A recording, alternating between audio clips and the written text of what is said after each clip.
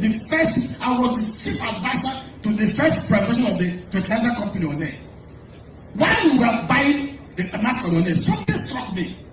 98% of the raw materials for fertilizer production is natural gas, nitrogen. And we have gas abundant in the southeast. Nigeria has gas reserve of 206 trillion standard cubic feet. Over 40% of it is between Abia, Imo, and Anambra State. While I was in the bank, in Oceanic Bank, ahead of investment banking, I saw clearly there were many gas wells that were capped. And I brought a group from Philadelphia. What was the plan? For us to set up 100,000 tons capacity fertilizer plant in Imo State. We wasted our money, traveled out, assembled a technical team, handed them over to the governor. What the governor did was simple to see how he can steal the project. And then went to do a caricature version of it from Cambodia. Till today, there is no fertilizer plant in Imo State. Hello. It's 5:30 p.m. in Accra, Ghana, 6:30 p.m. in Lagos, Nigeria, 12:30 p.m. in New York City. Wherever in the world you are joining us, welcome to another episode of 90 Minutes Africa. My name is Rudolph Okonkwo. My co-host, Chido Onoma, is on assignment. It is 10 days before Christmas. Our guest on today's 90 Minutes Africa is a distinguished investment banker and development economist. Here is a profile. Demonstrated sparkling excellence in all his academic pursuit. He is an accomplished investment banker, world-acclaimed economist, and a bullish entrepreneur. He is a highly passionate advocate of the Southeast development, with an unshaken belief in the capacity of the region to be the manufacturing and agro hub of the nation. His name is Obiaraeri Onyeka Nnaemeka. Born in his hometown of Amagwu Ihube Autonomous Community, Okigwe local government area in Imo State on October 10th, 1972, the young Nnaemeka had his primary and post-primary education in the beautiful city of Owerri, attending St. Teresa Primary School, Samuel Nyamanze Memorial Primary School, and Emmanuel College. Obiaraeri demonstrated his academic prowess at the Kaduna State Polytechnic, graduating as the best student in the 1995 National Diploma class in Accounting and Finance. At the Abia State University, Uturu, he also graduated at the top of his faculty with a Bachelor of Science in Banking and Finance. He holds an MSc in Corporate Governance from Leeds Metropolitan University in the United Kingdom. Obiaraeri is a financial engineer and a consummate investment banker. A fellow of the Chartered Institute of Credit Administration, Obiaraeri is a recipient of several awards for his professional work and community service. His vast experience span across various major financial institutions, including as head, capital market, and research of Legacy Guardian Express Bank, now Heritage Bank, head, project finance and private equity funds management of Oceanic Bank, now EcoBank, pioneer head, corporate finance and private equity management at Bank PHB, now Keystone Bank, and lots more. He is currently the managing director/CEO of Taurus Capital and Advisory Services Limited. He also sits in the board of various organizations, both within and outside Nigeria. Obiaraeri, whose banking exploits earned him the moniker Emeka Banking, also ventures in and out of partisan politics in a bid to realize his vision for the Southeast region. In 2015, he contested for the Imo State House of Assembly to represent the Okigwe constituency under the platform of APGA. He also ran as the deputy governorship candidate of the United Progressives Party, UPP, in the 2018 Imo State election. The UPP governorship candidate described Obiaraeri as a man who has distinguished himself and championed a lot of investments across the length and breadth of this country, and he is a trainer administrator. Obiaraeri Onyeka Nnaemeka is also a passionate philanthropist. He has supported widows by providing shelter and clothing for them. He has donated vehicles to women groups, clergy, and educational institutions to ease transportation. Dr. Obiaraeri has provided transformers for rural electrification for various communities in Okigwe local government area. He also provides business grants to youths, women, and artisans. His bursary and scholarship scheme has given succor to many students in their educational pursuit. When he speaks of development in the Southeast, he exudes passion. That burning passion is what drives him to continue to provide innovative solutions to the developmental challenges facing the region and Nigeria in general.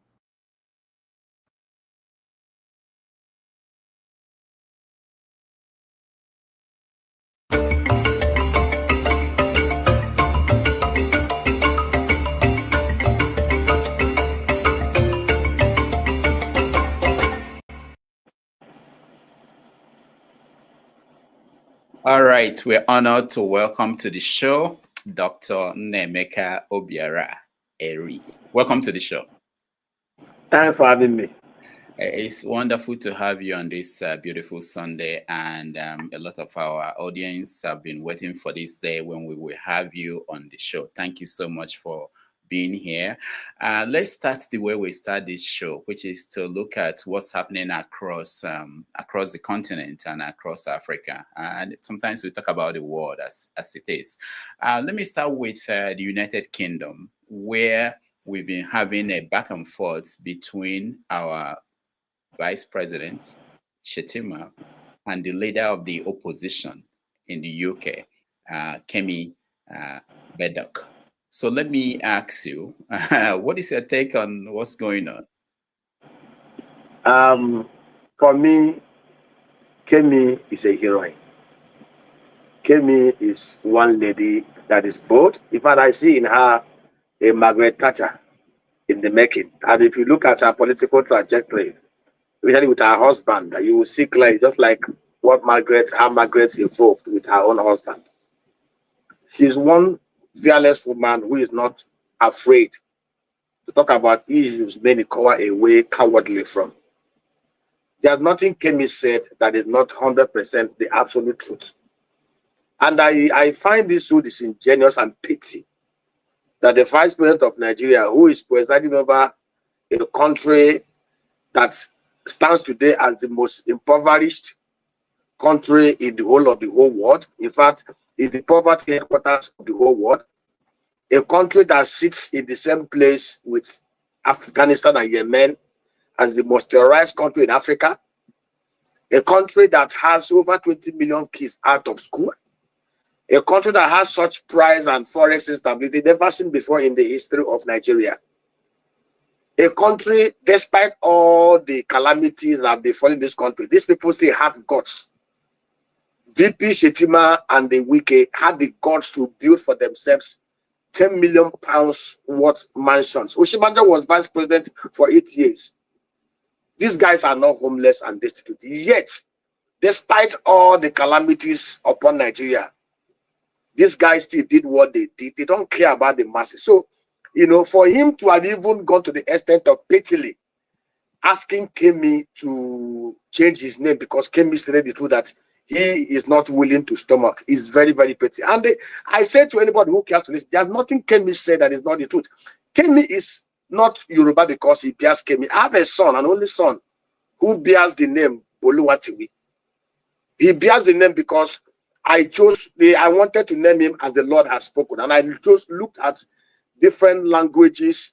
The one that will not make it to be long was Yoruba version, Boluwatiwi. And I named him Boluwa. He was born in Lagosian. That he bears Boluwatiwi does not make him a Yoruba man. He's an Igbo man to the core because his father is is an Igbo man born to Igbo ancestry. In fact, my grandfather was not born a Nigerian. My grandfather was born in 1910. He was not born as a Nigerian. Kemi was born British. Kemi only came into Nigeria as a teenager. You know, the usual Nigerian African thing. Let's send our children back home so I don't lose their roots. Kemi grew up as a Britisher. The only link Kemi has with Nigeria is because her parents were born Nigerian. So first of all, she is a Nigerian because her parents were born Nigerian. But the truth that the ancestry is Yoruba, and she can trace her Yoruba-ness 400 years, unlike her Nigerian-ness that is just started in 1914, because one Flora Shaw and her boyfriend decided to couple up a name for a geographical entity that sits at 923,000 square kilometers.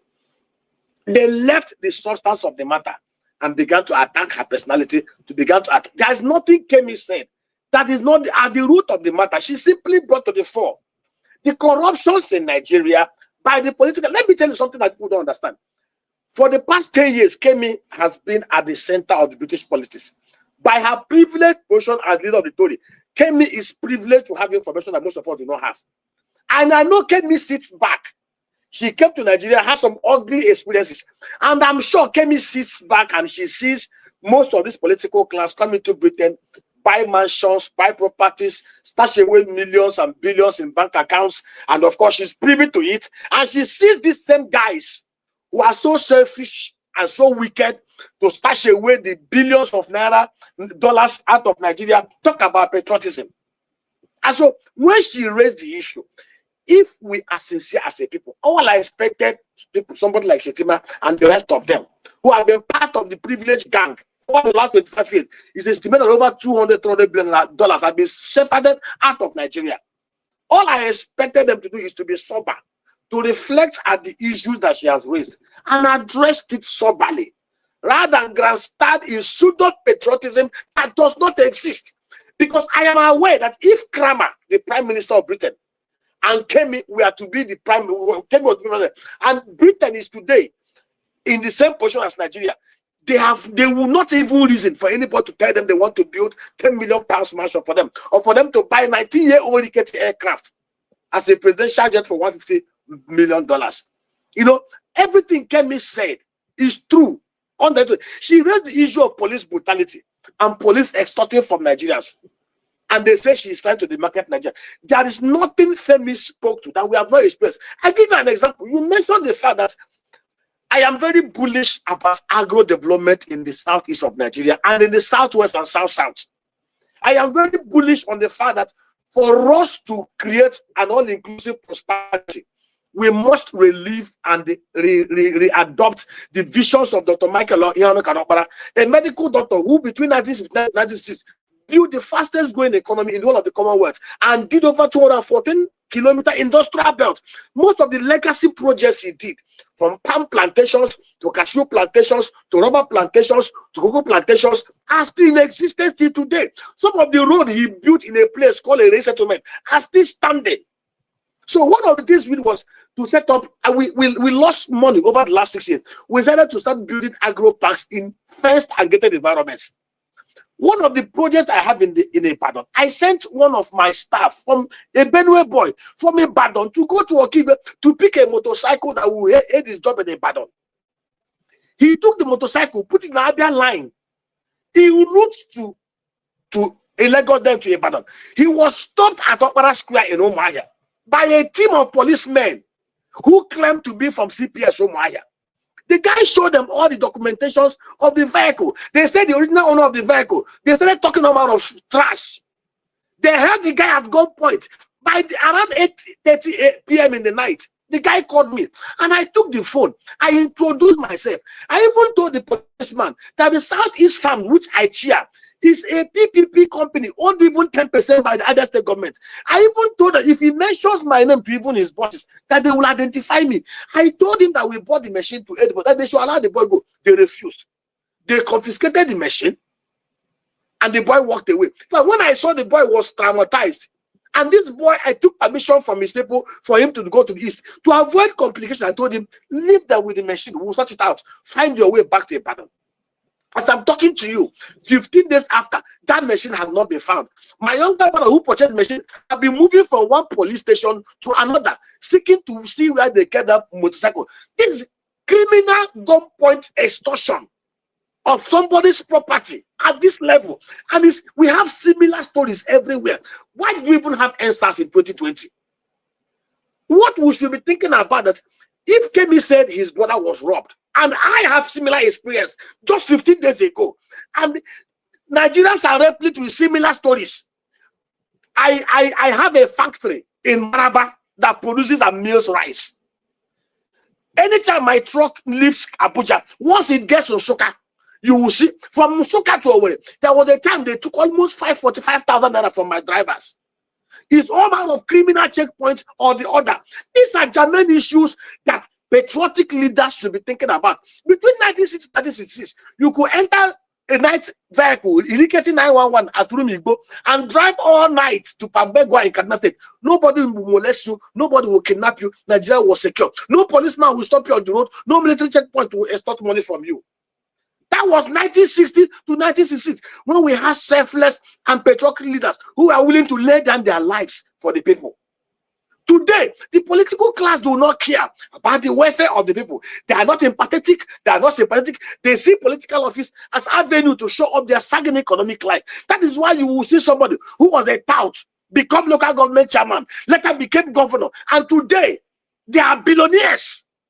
They never had any record of any private sector accomplishment. They never worked in any sort of environment. Their only career path is political office, where they loot and share and drink 40-year Glenfiddich. In the First Republic, we had men like Sir Louis Odimegojuku, who was reputed to be the wealthiest man in Africa. He was chairman of 15 topmost corporations in Nigeria. He went to parliament not because he was going to hunt MDAs to make money. He went to parliament because he wanted to contribute his wealth of experience in policy making, in program development to build Nigeria. That was why one day he was harangued on the floor of the parliament. He packed his files and he left. Today, what we have, remember in 2003, when a former DIG who was in the Senate said that 65% of those who were in the Senate were men he tried either for drug offenses, for 419, and for corruption. These are the kind of human beings that we have. And I expect them, when such germane issue that Kemi has raised comes to the fore, to humbly and meekly accept the mistakes and admit the errors, and then find a ways of providing solution to the problem. Trying to hire social media artists to go from Twitter to Facebook, trying to attack and impugn the character of a heroine is not the way to go. And I can tell you the truth, Kemi has stoked a fire that is not dying soon. And each and every one of us who are true patriots must stand solidly behind Kemi. And in fact, what Kemi has started is actually what everybody should be thinking about. Nigeria today is not working because we practically operate a physical structure that is so unitary and quasi-unitary arrangement that only embodies and empower criminals in place of power. We need to evolve back. Before Nigeria became independent in 1960, our forebears, Amadu Bello, Tafawa Balewa, Nnamdi Azikiwe, Obafemi Awolowo, Sadana of Sokoto, all of them, they had summits and conferences. They knew that Nigeria as a place is what it diversifies people, and they built up a constitutional framework that recognized our diversities and harnessed our strengths. For Nigeria to move forward, I can tell you of a truth. What Kemi has started is a fire that we must embrace. We need to go back today to rejig. In fact, if Nigeria is a place where people are, majority of us are reasonably thinking, what the National Assembly should do is to go back and pick up the 1963 Constitution, dust it, only change the geographical expression from 3 regions or 4 regions to 6 regions, and implement the same constitutional resource production, control, and governance framework, so that each of the constituent units will look inward. Whatever they produce, they take 50%, pay 30% to the center, and 20% to the federal government. Then we will reduce the exclusive list to what we used to have within those periods to external affairs and international relationship and security of the external borders of Nigeria. That is the only way we can. But if you see anybody today in Nigeria lambasting Kemi, and you know, they say Kemi is an ethnic bigot. Kemi is not an ethnic bigot. There is nothing ethnic bigotry in what Kemi said. Kemi acknowledged his ancestry. I said to anybody who can listen, I am firstly unapologetical and Igbo man before being a Nigerian. And I say it again, my grandfather was not born a Nigerian. And if I'm to trace back to my grandfather, I will tell you, I am first Igbo man. And that is the truth. The more we try to shut down avenues for robust and honest discussions on the way forward for Nigeria, the worse it will continue to be. The truth is, Kemi is a heroine that every right-thinking Nigerian, every true patriotic Nigerian, every sincere and honest Nigerian should embrace and give a good hug. She has had a discussion that we must all not shy away and run away from. All right, thank you, Dr. Nnaemeka. Let me play a video of the reaction of the Vice President and then get your take on some of the things he said. Let's watch. Facebook. The co-founder of Facebook was Eduardo Luis Sabirin, born in Sao Paulo, Brazil, of Jewish Brazilian ancestry. Elon Musk, the richest man in the world, was a migrant from South Africa. He owns SpaceX and now X, formerly Twitter. I can name names. Sergey Brin, the co-founder of Google, is worth over $30 billion. He's of Russian background. Rupert Murdoch, the chief executive of News Corp, is of Australian descent. Madeleine Albright, who became the United States Secretary of State, was of Czech origin. Steve Chen, the co-founder of YouTube, is originally from Taiwan. Immigrants build nations and immigrants build civilizations. One of the men in the front seat here has a thriving business in Namibia. He lived in Australia for over a decade, adding value to the Australian economy. Hence, there is a need for us to respect and cherish immigrants. Migrants are the source of life in all societies. Rishi Sunak, the former British Prime Minister, is originally from India. A very brilliant young man. He never denigrated his nation of ancestry, nor poured venoms on India. Kemi Badenoch, the leader of the British Labour or Conservative Party. We are proud of her, in spite of her efforts at denigrating her nation of origin. She is entitled to her own opinions. She has even every right to remove the Kemi from her name. But that does not underscore the fact that the greatest black nation on earth is the nation called Nigeria.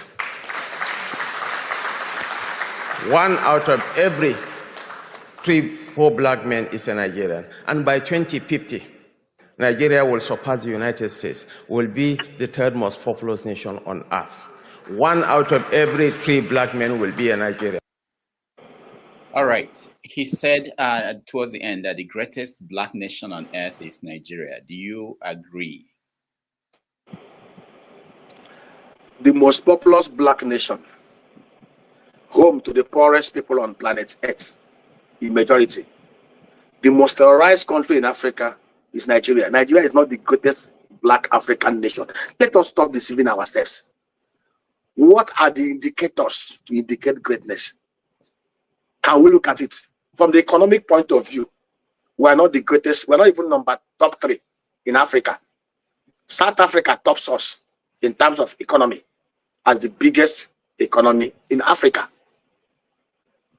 60 million people, annual revenue of $126 billion. 228 million people in Nigeria, annual revenue of barely $60 billion. GDP per capita of about $1,100. South Africa, about $6,000. In terms of military strength, we're not even among the top 3 in Africa. We are the only country we have the highest population of out-of-school kids. He talks about population as if it's an achievement. That we breed children we cannot send to school. 20 million out of school. For record purposes, the number of out-of-school kids in 2015 by UNESCO record was 10.5 million. Under this government of Buhari and the current government, that number had doubled from 10 million to 20 million. What is Shetima talking about? And then Shetima cited, Rishi Sunak never talked about India. Have you seen India's renaissance over the last 10-15 years? Do you see where India is today? Look at where India was 15 years ago. Even 10 years ago when Modi became prime minister. And see where India is today. And the giant stride they've made. Why would any same person talk down on a country that is moving forward? Why would Elon Musk talk down on South Africa that has not regressed? Minimum wage in South Africa is about 31,000 naira. Minimum wage in Nigeria is about $23. What are we talking about here? He talked about the other country, people from Taiwan. Is Taiwan a third world country? Look at Singapore. 1 out of every 50 Singaporean is a millionaire in dollar. As of 1965, Nigeria was ahead of Indonesia, Malaysia, Singapore, even South Korea. Go and check the records. As of 1960, Nigeria GDP was $4.2 billion. South Korea was $3.9 billion. As of 1970, Nigerian GDP was $12.2 billion. South Korea was $9.2 billion. As of 1980, our GDP to that of South Korea was at par. Today, South Korean GDP is $1.63 trillion. Nigerian GDP had moved down from $554 billion in 2015 under Jonathan to $252 billion, and it's still going down. What is Shetima talking about? Today, South Korea will glibly call the whole of Africa to South Korea, Nigeria, Africa Summit. Because Nigeria has failed Africa because of men like Shetima who have refused to acknowledge, who are still grandstanding in emptiness. What are we talking about here? Nigeria is the only country. Look at Singapore. What did Singapore do? As of 1965, Singapore was kicked out of mainland Malaysia. The people of mainland Malaysia saw Singapore as a strip of 721 square miles land surrounded by ocean. That will be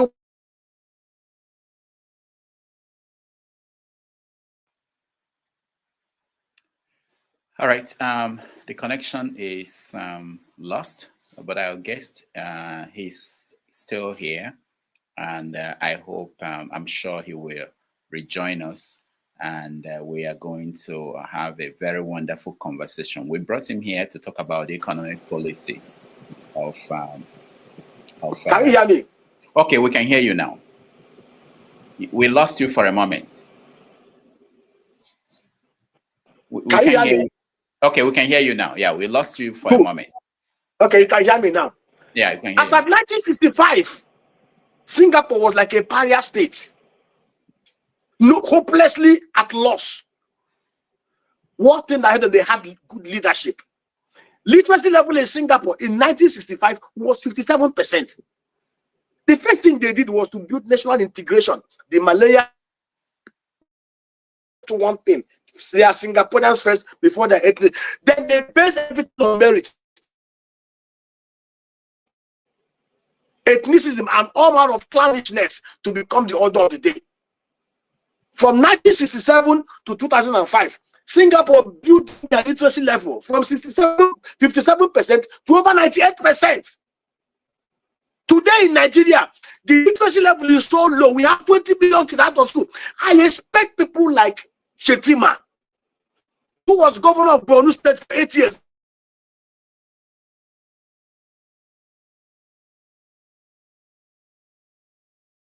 We're having internet problems. I'm sorry, guys. And all right, can you hear me? I'm not sure. I can hear you clearly.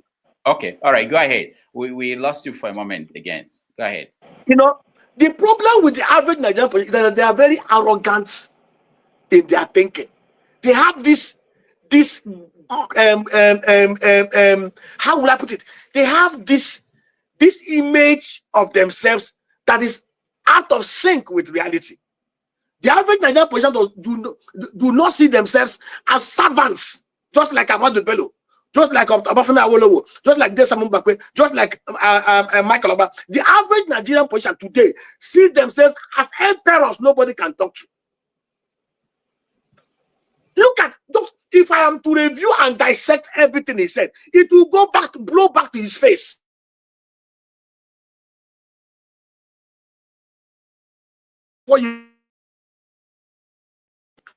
Kemi is 44 years old, and Kemi is poised to become the next prime minister of Britain. How many 44-year-old girls in Nigeria, ladies in Nigeria, can be in the place Kemi is today? How many 44-year-old men in Nigeria can be in the same place Kemi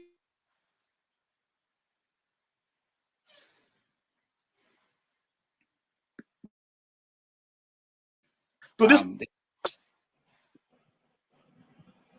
Go ahead.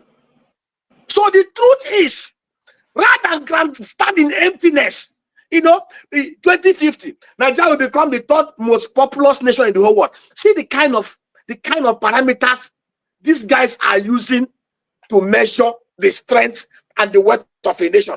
I expect Shetima to tell us that by 2027, Nigeria will have $1 trillion sized economy. That's they promised us. I expect Shetima to tell us by 2027, the number of out-of-school kids will come down to 1 million. I expect Shetima to tell us by by middle of 2025, we will destroy Boko Haram, unknown gunmen, ISWAP, and make Nigeria a 24/7 secure place. I expect Shetima to tell us today, in Nigeria today, we have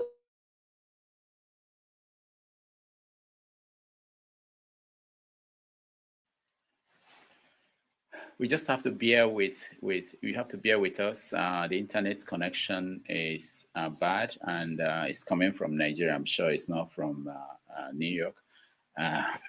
So we'll figure it out. Okay. Can you hear me now? Now we can hear you, Dr. Nnaemeka. Yeah. Go ahead. Go ahead. We can hear you. Hello. Yeah, we can hear you. Go ahead. Dr. Nnaemeka, go ahead. We can hear you. Okay.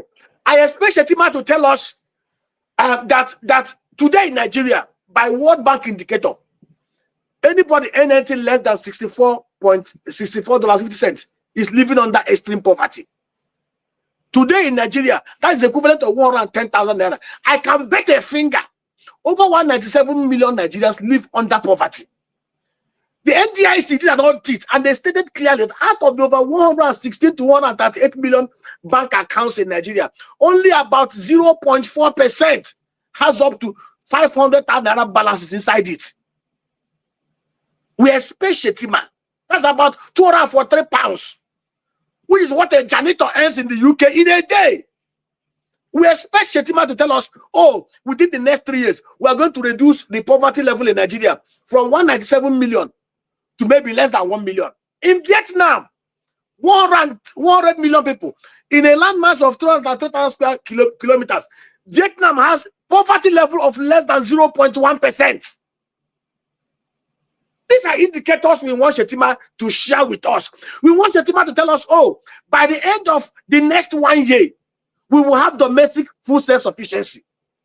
We want Shetima to tell us, oh, by the end of next year, Nigeria will be producing 20 million tons of rice. Nigeria will be exporting over $250 billion worth of agro commodities. I have seen most of them from the north trying to shout down on Kemi. One of the former aides to the president, Bashir Ahmad, was even recollecting, oh, how they wish that the north was the one that was taking care of Nigeria through their agro wealth. And I asked him one simple question. You were an aide to Buhari. Buhari was president for 8 years. He had absolute powers. 95% of his appointments were from the north. Buhari and Emefiele printed 23.5 trillion naira that nobody can account for. $53 billion. If Buhari had taken $30 billion out of the $53 billion that Emefiele printed in naira terms and how enough of them to filter away to invest in building 5,000 agro parks. 5,000 agro parks that will have seen investment of $6 million under what I classify as my unique missions, community, diaspora, private, public, partnership execution architecture. If Buhari had taken 30 billion out of the 53 billion, they printed and filtered away to set up 5,000 agro clusters. Today in Nigeria, Rudolph, we will have over 10 to 20 million jobs created. Today in Nigeria, we'll be generating nothing less than $210 billion from agro products across the agro value chains out of the 5,000 clusters. We will have over 125,000 agro rangers that will be properly trained and equipped and put under national security advisor in such a way that we can destroy banditry and ISWAP and Boko Haram in 3 weeks. But these guys printed 23.5 trillion and squandered it. These guys wasted 11 trillion naira on turnaround maintenance program, on refineries that are not working. A Nigerian, Aliko Dangote, invested $20 billion to build the refinery. These same guys are junketing all over the world to see investment. But the man who invested money, they are not doing anything to support him. And these guys will have the effrontery to stand before the national television and be telling us about. You know what? Patriotism simply means sacrifices. Amadou Bello, Tafa Belowa, Nnamdi Azikiwe, Obafemi Awolowo, Desa Mumbakwe, Dr. Michael Okpara will not be alive today, and they will build for themselves a 21 billion naira mansion when they are not homeless in a country in the current parlor state as Nigeria is today. These guys are callously insensitive and they don't want to accept it. What Kemi is saying to them are things the average Nigerians are scared to say. If you say it, they will hunt you, they will torment you, they will want to destroy you. But one thing I've learned, you say the truth, you will die. You don't say the truth, you will die. But I say the truth and die. That's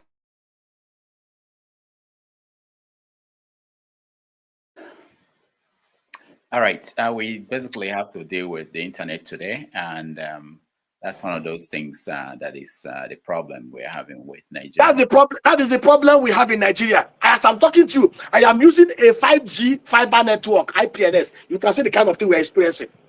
And I'm just praying that they will not take the light. I have my standby generator in case they take electricity. So what are we talking about here? They try as much as possible to vilify Kemi, to paint Kemi in what she is not. What I expected is to humbly sit down. Anytime they should stop parroting this thing that we are the most populous nation. Our population should translate to wealth. China is populous. In 1980, Nigerian GDP was twice that of China. In 1980, China had 739 million poor people. In 1980, China's literacy level was 62%. What did China do?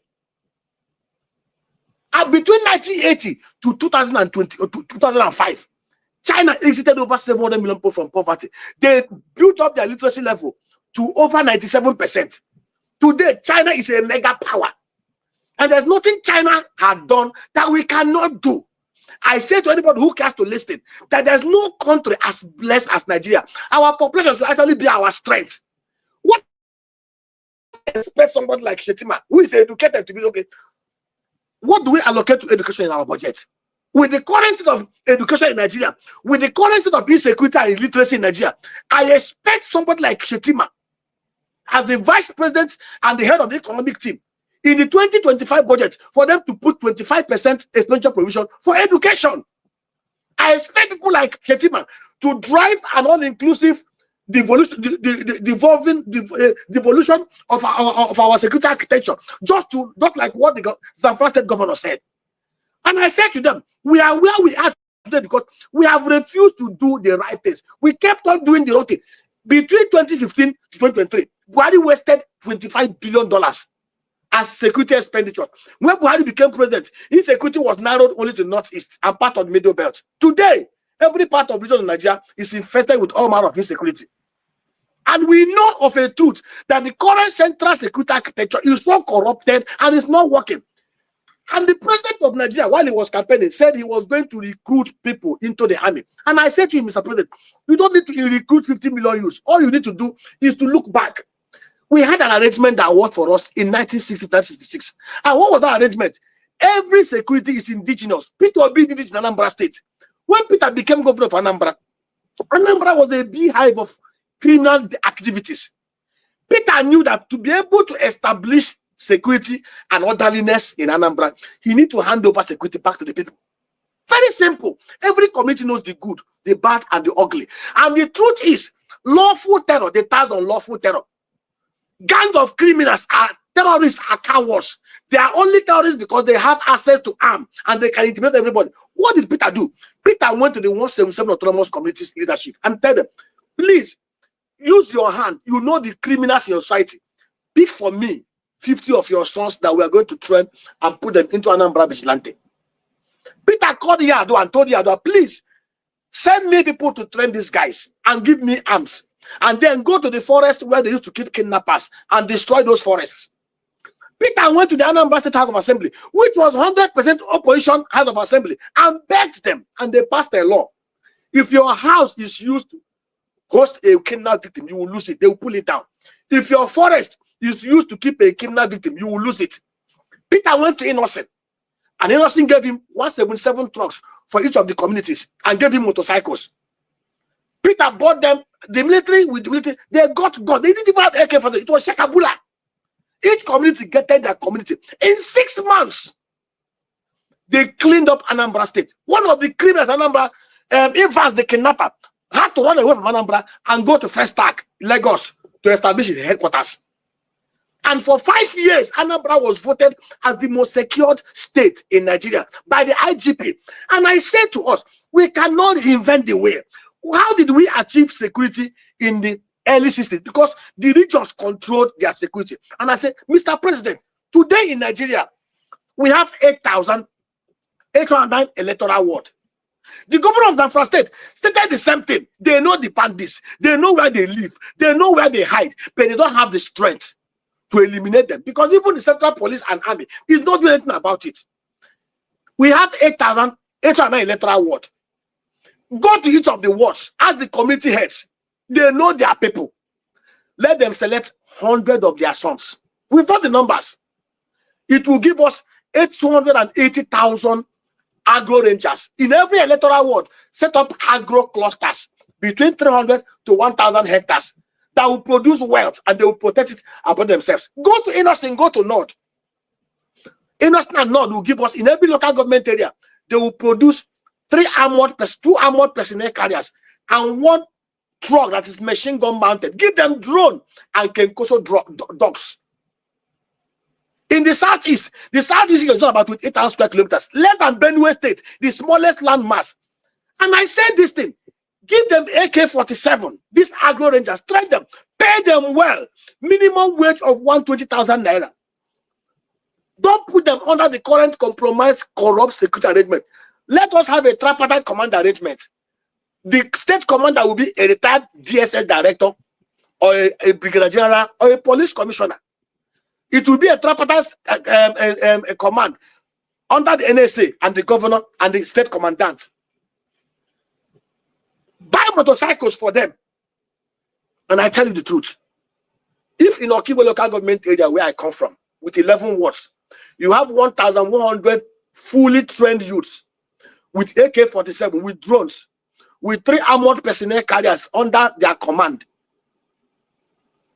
No, they've not born the criminal that will do sit at home anywhere in Imo State, in Okigwe.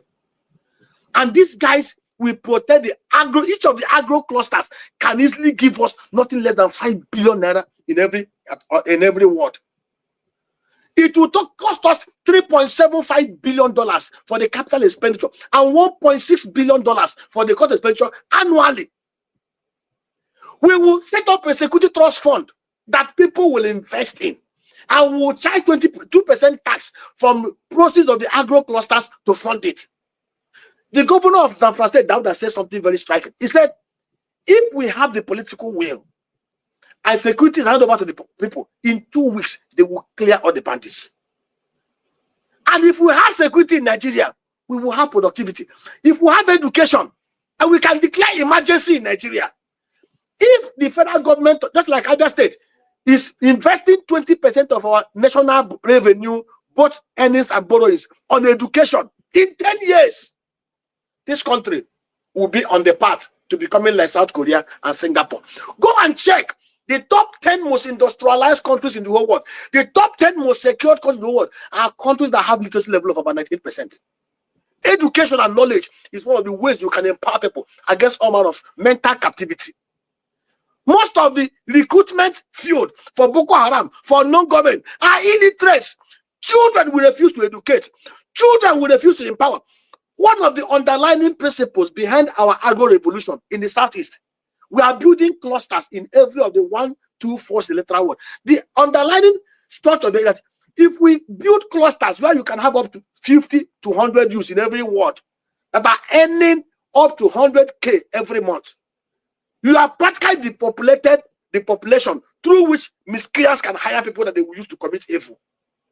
Educate people, either formally or through artisanal training. When you have an educated population that are well empowered, you are halfway towards building a prosperous society. But these guys do not want to do simple things that are simple. All they are busy trying to manipulate this, carry out propaganda. You saw what is happening over the last 2 weeks. Naira has gained over the dollar, and they were clapping. And I laughed. What basically happened was very simple. We know that during Christmas period, our diaspora brothers will come in droves. And most of them come in with dollar cash. They don't come in with transfers. So, of course, it's a simple law of demand and supply. And when the informal market is awash with dollar, Naira will appreciate. And again, at the CBN end, they are intervening with part of the proceeds they got from their borrowings. There is no fundamental physical shift in terms of productivity, in terms of anything to enhance productivity on non-oil export in Nigeria. Today, India signed a 10-year oil purchase agreement with Russia at 500,000 barrels a day. That's a chunk of Nigerian market taken away. We are producing crude oil at a cost of about $40 for $8 per barrel. When we were at a time producing it at $15 per barrel, ask yourself this question, Rudolph. Between 1999, 2004, 3, Obasanjo's first term, go and check the records. Oil prices never moved above $28 per barrel. In fact, when Obasanjo became president, May 29, 1999, a barrel of crude oil was selling for $17.36. Fact check me. How was Obasanjo able to build a foreign reserve of $45 billion, pay off and negotiated and paid off our external debt of $32 billion, did all the reforms that he did, and built an economy that grew at 6.5% per annum, and built up a middle class population of about 4 million people who earn between $110,000 to $100,000 Naira equivalent? Then we had forex stability. How did Obasanjo achieve forex stability? Naira only lost at 8 Naira in 80 of Obasanjo's day. How? Obasanjo understood, based on his former record as president, that the only way you can protect Nigeria is to protect our working capital, which is our oil and gas resources. Obasanjo ensured there was no leakages in the upstream. Obasanjo secured our oil assets across the creeks. Obasanjo wrapped up output from 1.6 million barrels to 2.3 million barrels before I handed over to Yar'Adua. On the downstream sector, Obasanjo stopped leakages. At a time, we had GDP per capita of about $3,000. At a time, we had a 4 million middle class. People were coming in from JP Morgan Chase, from Goldman Sachs, to work here in Nigeria. Investors were trooping in because there was price stability. There was no room for arbitrage and money laundering criminality. Between 1999 to 2007, when Obasanjo handed over, our PMS consumption moved only from 22 million liters to 25, 26, 27 million liters. There was no issue of Ponzi game, where the thing was hovering from 38 million to 66 million to 93 million, and nobody showed the ghost consuming it. No inquest was done. Nothing. It's on record in this. There was a time we were looking for over $10 billion worth of crude oil, and nobody could find it where it was. Today in Nigeria, we proudly, the current GMD of NNPC, proudly and gleefully told us on national television that on a monthly basis, Nigeria lose about $1.9 billion worth of our crude oil to different and inefficiency. That was 3 years ago. The man is still there. If I have a private business, I have a manager who has come openly to announce to me that thieves have been stealing my goods and he cannot stop the thieves from stealing. What do you think I will do? I will not only fire him, I will investigate him. But here in Nigeria, everything is yo. In fact, it's very obvious that what we have in Nigeria is a court of political and corporate elites who have decided and sworn an oath to destroy and impoverish the rest of the Nigerians. And until all of us stand up, honestly, stand before their faces and tell them the truth the way it came in, bad enough, I've told them the truth, they will never change. All right. We haven't even started. We brought you here for the discussion on the economic policies of Tinubu. You touched on them while you were talking. But before we go back to that, I want to first get your view on the other big issue, the big story out of Nigeria, which is the story of Dele Farotimi, what is going on and how he's being treated by the Nigerian judicial system. And I want to know what you think about that. I'm sure you are following what's going on. Dele is a prisoner of conscience. Dele is one Nigerian that I'm so proud of. Dele's situation is another manifestation and application of the lawlessness in Nigeria. Defamation is a civil matter. As I am here, if somebody wakes up tomorrow and accused me of this I did not do, what I should do normally under the law is to call my lawyers to, first of all, write a warning, desist letter. And I'll give the person 1 week to retract openly and publicly the libelous statements and the contents. When the person fails to do it, then I can go to court and approach the court for remedies. What you see in Nigeria is the usual thing, the big man thing. You saw the Risco thing. A woman did a review on social media platform of what she bought. She was arrested, detained, she lost her pregnancy, and nothing happened. It's one thing. And unfortunately, the same thing Kemi pointed out. The Nigerian police has yielded itself as the thuggish arm of the Nigerian kind of big men. Every little thing, husband and wife quarrels. Husband has the bigger power. Brings the police, the woman is confiscated, the woman is chained, and the woman is thrown away. Today in Nigeria, if you go to some of our correctional centers, you will see many Nigerians languishing away, awaiting trial. An offense that may not even take up to 6 months imprisonment. People have been in jail for 7 years, for 8 years. That is the level of judicial rascality and banditry and justice and what just and justice that we have in Nigeria. So basically, if the legal juggernaut feel that Kenny Dele has defamed him, there are legal procedures to follow. Using the police to harass him, to put him on handcuff. You saw what was making around. Somebody that I was alleged to have stolen 110 billion naira. Somebody that he was already evidence produced that paid school fees for his daughter and his sons over $1 million in 20 years in advance was seen in white garments, walking like an angel. But a man, the conscience of the nation, a man who is on record, nobody can accuse him of any criminality, was put on handcuff because somebody felt he defamed him. That is the kind of Nigeria we are in today.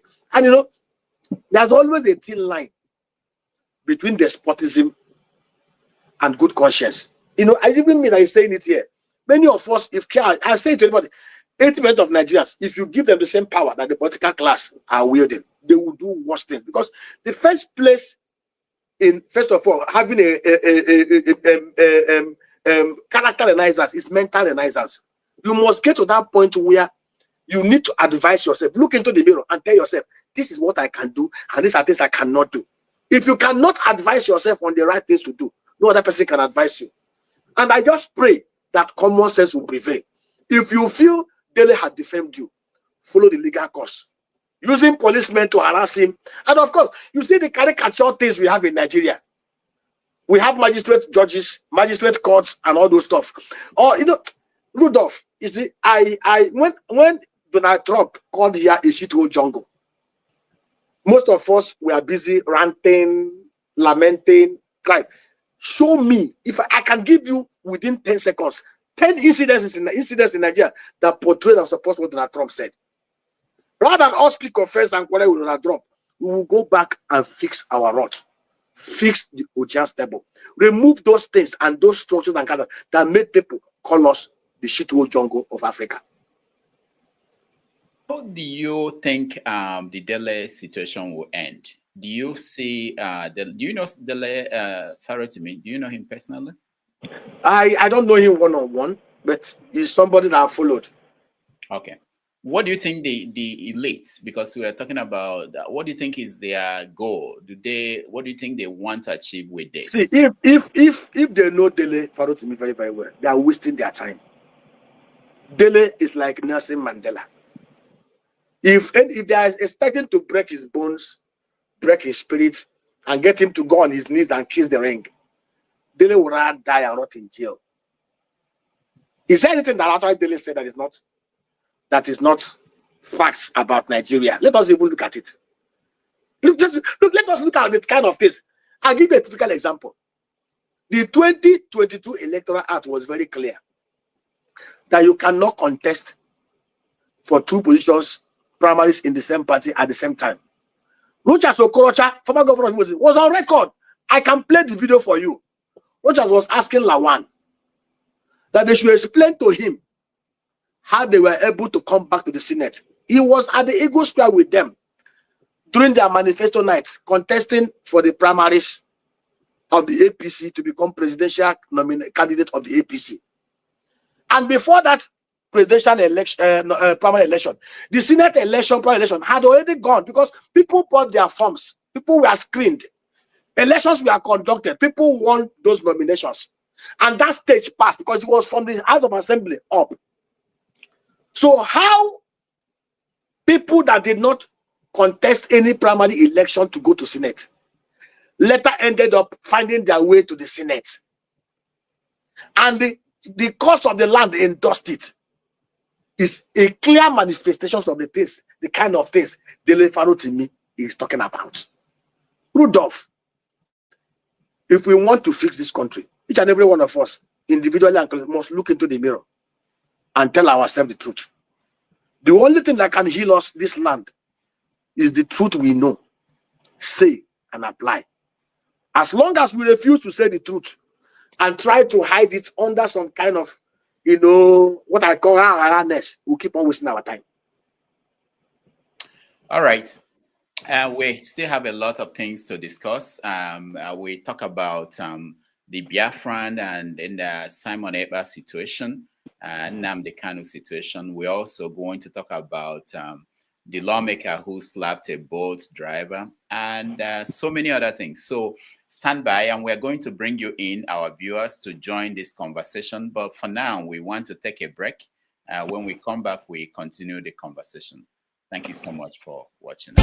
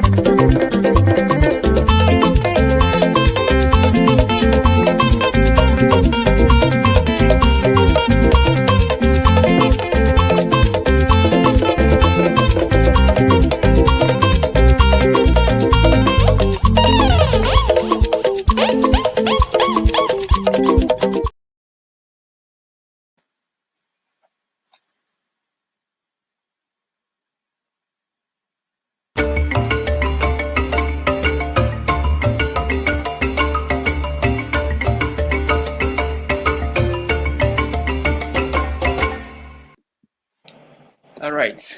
Welcome back, everybody. Thank you for joining us. We're having a wonderful conversation with Dr. Nnaemeka Onyeka Obiaraeri. He is an investment banker and development economist. Now, Dr. Nnaemeka, let's continue the conversation. I want us to go straight to the economic policies of President Tinubu. Recently, we've been hearing from the government that the policies are beginning to work. They are pointing out that there's now light at the end of the tunnel, that we have turned the corner. Is that true? And what are the things that are turning the corner? What are the policies that are working? Rudolph, I'll be very honest with you. I'm one of those that believe that the policy programs that the government put in place, on paper, were actually the best policy moves that would have rescued this country if they had taken time to put in place the underlying factors and assumptions that would have made it work. You know, it's like saying, for you to build a 20-story building, the engineers, structural designers will tell you, you have to pile so amount of cement and the iron deep. You have to put all this in place for you to build a 3-story building. If you buy all the materials and you don't put it in the right mix and put it in the right quantity, the way it should be, that building cannot see the light of the day. Removal of petroleum subsidy was long overdue. Margin of the FX market was long overdue. I explained to you that one of the things that happened, if you look at FX stability between 1999 to 2050, you will see something very similar. Between 1999 and 2007, Naira lost only $28 Naira to $1. In fact, as of 2007, one of Obasanjo hired over to Yar'Adua, the official market was 124 Naira to $1. The parallel market was about 124.5 to 125. So there was no room for any arbitrage or games. Under Jonathan, it was similar. Official rate was 195, 196. Parallel market was 197, 199. Thereabout. It was moving, no room for almost more than 1 Naira, 50 kobo, 2 Naira. So there was no room for round tripping and the kind of games that we saw under Buhari. Under MFLA and Buhari, we had multiple exchange rate regimes. The arbitrage gap between the official market rate and the parallel market rate that was so wide that even an angel will round trip if given the opportunity. People have not bothered to ask this question. How did a country that its currency lost 111 Naira to $1 in 16 years, all of a sudden within a space of 8 years went bonkers? And if you look at it critically, between 2015 to 2023, if you look at the numbers in absolute terms, total imports out into Nigeria, total amount of dollars spent importing things, both goods and services, was about $451 billion. Total earnings into Nigeria from crude oil sales, from diaspora remittances, from borrowings, from everything in dollars was about $635 billion. So net, under normal circumstances, we should have had a net dollar inflow of $180 billion. There is no way dollar to the Naira exchange will have left that 199 level it was in 2015. Basically, what happened was that we created an arbitrage window that those in power utilized to wreck this country. See, if Nigeria is a center place, the first inquest Tinubu should have put in place was to find out what they did with 23.5 trillion naira that was printed by way and means against the extant provisions of the law and the CBN Act. From 1960 to now, there is no CBN governor or president that ever did the kind of thing that happened under Buhari. They were allowed it. It was easy for Jonathan. It was easy for Obasanjo to defend the Naira. There's no country that will have 100% float. No. Every currency is, even China manages their currency. That is why America always accused China of trying to devalue their currency to make their export cheap. Even Vietnam does almost about $375 billion worth of export revenue. Despite the fact that the Vietnamese dong is about 24,000 dong to $1. The Human Development Index in Vietnam is almost twice that of Nigeria. Poverty level in Vietnam is about 0.1%. Because it made their export cheap. For an export-oriented economy, the cheaper, the more devalued your currency is, the better for you, because it will stimulate more export. But for a wholly import-dependent economy as Nigeria, it's suicidal for you to float your currency without any dollar source, revenue source to back it up. It was easy for Jonathan and Obasanjo to defend because we had crude oil. If you look at between 2010 to 2015, we are making almost $98 billion, $110 billion, $100 billion from crude oil sales. We are paying subsidies too. But under Buhari, something happened, something shifted. We had a transparent FX window. It was, see, investors then could actually mirror into Nigeria. You know, because as an investor, there are factors you must consider before you invest. First of all, you have to look at rate of return on investment. For example, if I'm investing an amount of money and I'm expecting an ROI of 30%, I'll first of all factor in the cost of production, factor in inflation rate, and then I'll factor in the forex volatility of that economy. Assuming the currency moves by 2%, what will be the impact on my numbers? Then I will advise myself whether to invest or not. Because we had a transparent FX window from Jonathan to Obasanjo to Yar'Adua. JP Morgan Chase and Barclays admitted our debt instruments into their two-way market index. So investors could move in dollar and they can exit without any wahala. The first mistake Emefiele and Buhari made was when they took over. First of all, Emefiele started fiddling with the transparency in the foreign exchange market. JP Morgan Chase, Barclays won them. The second mistake was Buhari, in his obstinacy, tried to tamper with the amnesty program that Yar'Adua put in place. They warned him, he refused. Remember, he inherited output of about 2.3 million barrels a day. He inherited external reserve of $29 billion. It wasn't as if like Obasanjo that he inherited negative encumbered foreign reserve of about $5 billion dollars. So immediately they tampering with the amnesty program. The Nigerian militants entered the creek and they bombed down our output from 2.3 million barrels to 1.1 million barrels. First of all, our working capital from the upstream was greatly impacted. Kachukwu Ibe did a good job when he took over at the NNPC and Petroleum Ministry, as Minister for State for Petroleum and the GMD of NNPC.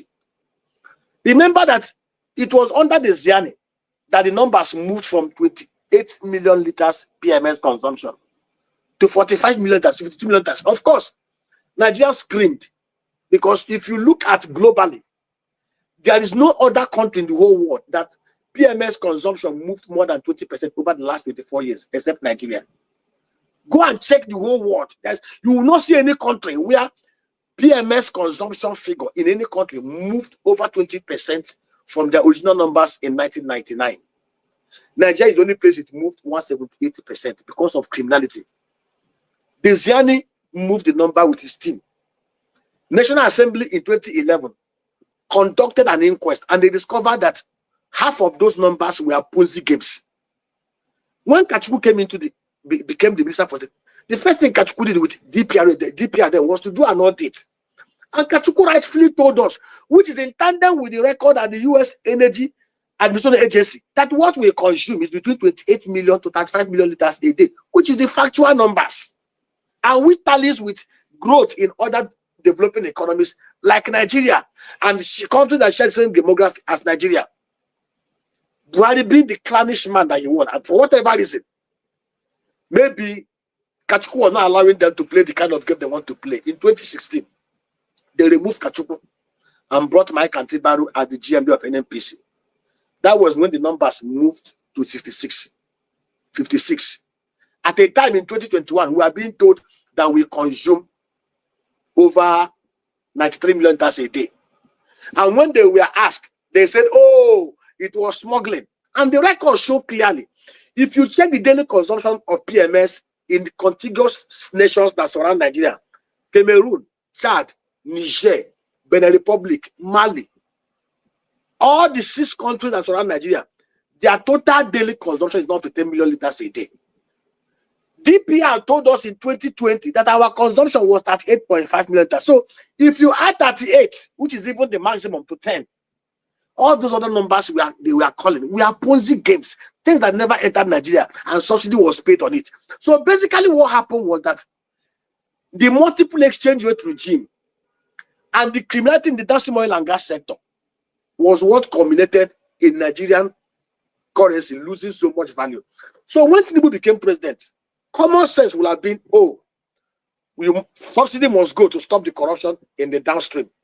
Then we must put in place strong efforts to show up output back to the 2.5 million barrels a day level it was, or 2.3 million barrels it was under Jonathan. And then to protect our oil and gas assets from being stolen like sweet. But what President Tinubu did was, he announced the 2 policy programs, which were right in itself, but he did not eliminate the underlying factors that created the problem ab initio. And what was the underlying factors? If I were to be in his position, what I would have done was to execute the same Brazilian reforms. Brazilians are not more honest than Nigerians. Brazil has crude oil reserve of 15 billion barrels. Nigeria has 7 billion barrels. Brazilian National Oil Corporation was founded in 1970, long after Nigerian National Oil Corporation that metamorphosed into NNPC in 1977. The Brazilians were saddled with the same kind of corruption that we have in Nigeria. But what did they do? The Brazilian government decided to sell down 72% of their holdings in Petrobras and invited core competent investors with technical and financial capacity to take up that 72%, and they held only 28%. Today, Petrobras is valued at $174 billion. Today, Petrobras does consistently 2.3 million barrels a day. Today, in 2023, Petrobras churned out profit of $37 billion, turnover of $121 billion. If the NNPC, with bigger oil reserve, did as much as Petrobras, we won't be where we are today. The only corporation that is working in Nigeria today is the Nigerian Liquefied Natural Gas. Why is this so? Because it is structured in terms of ownership, corporate governance, and transparency, like the Petrobras. It is 51% owned by the private sector investors and 49% owned by the federal government to NNPC. Therefore, they were shielded from the political shenanigans that happen in Abuja.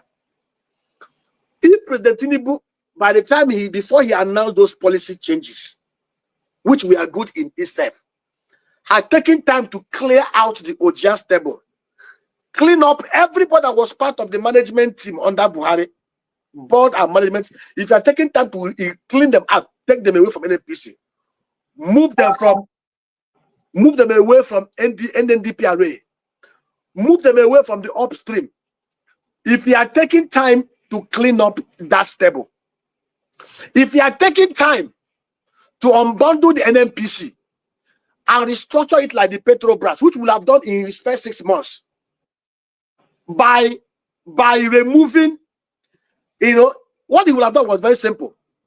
Appoint a JP Morgan Chase, a Goldman Sachs, maybe support them with a Chapu Him Deham and Stanbic IBTC, and then impanel them to be the book runners in unbundling NNPC. What they would have done was very simple.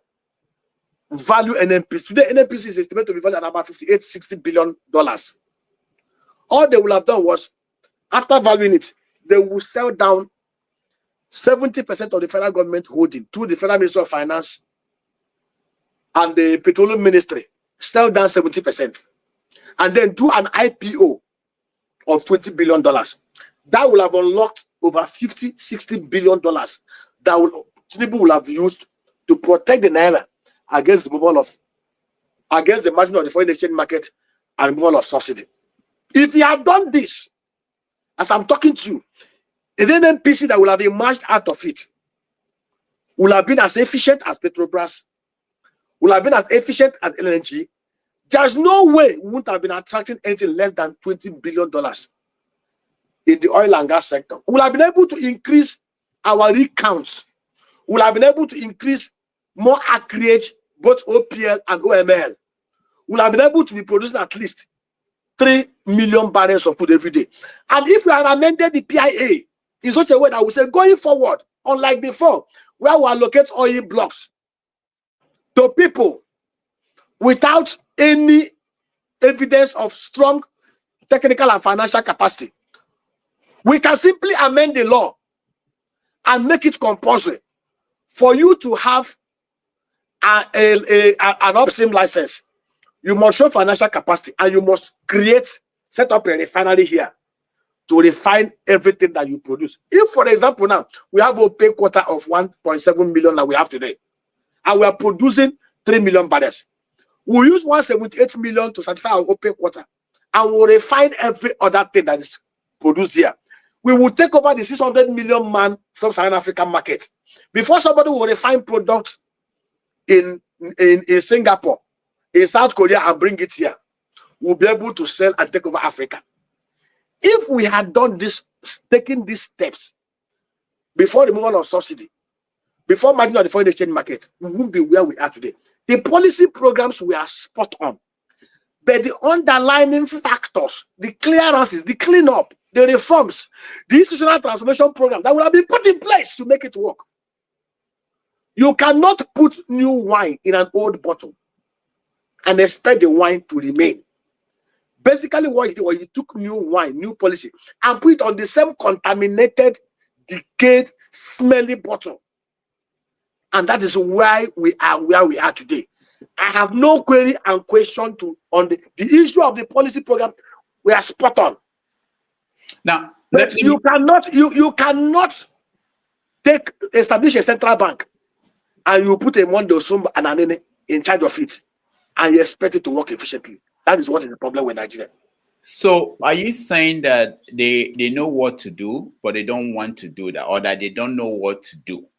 Rudolph, let me tell you, President Tinubu is a very smart man. They know what to do. Rudolph, what I have shared with you here, what is too difficult about it? Rudolph, there's nothing, we are not inventing the wheel. Brazilians were a similar position like Nigerians. Like I tell you, the Brazilians, the Americans, the British, they are not more honest than Nigerians.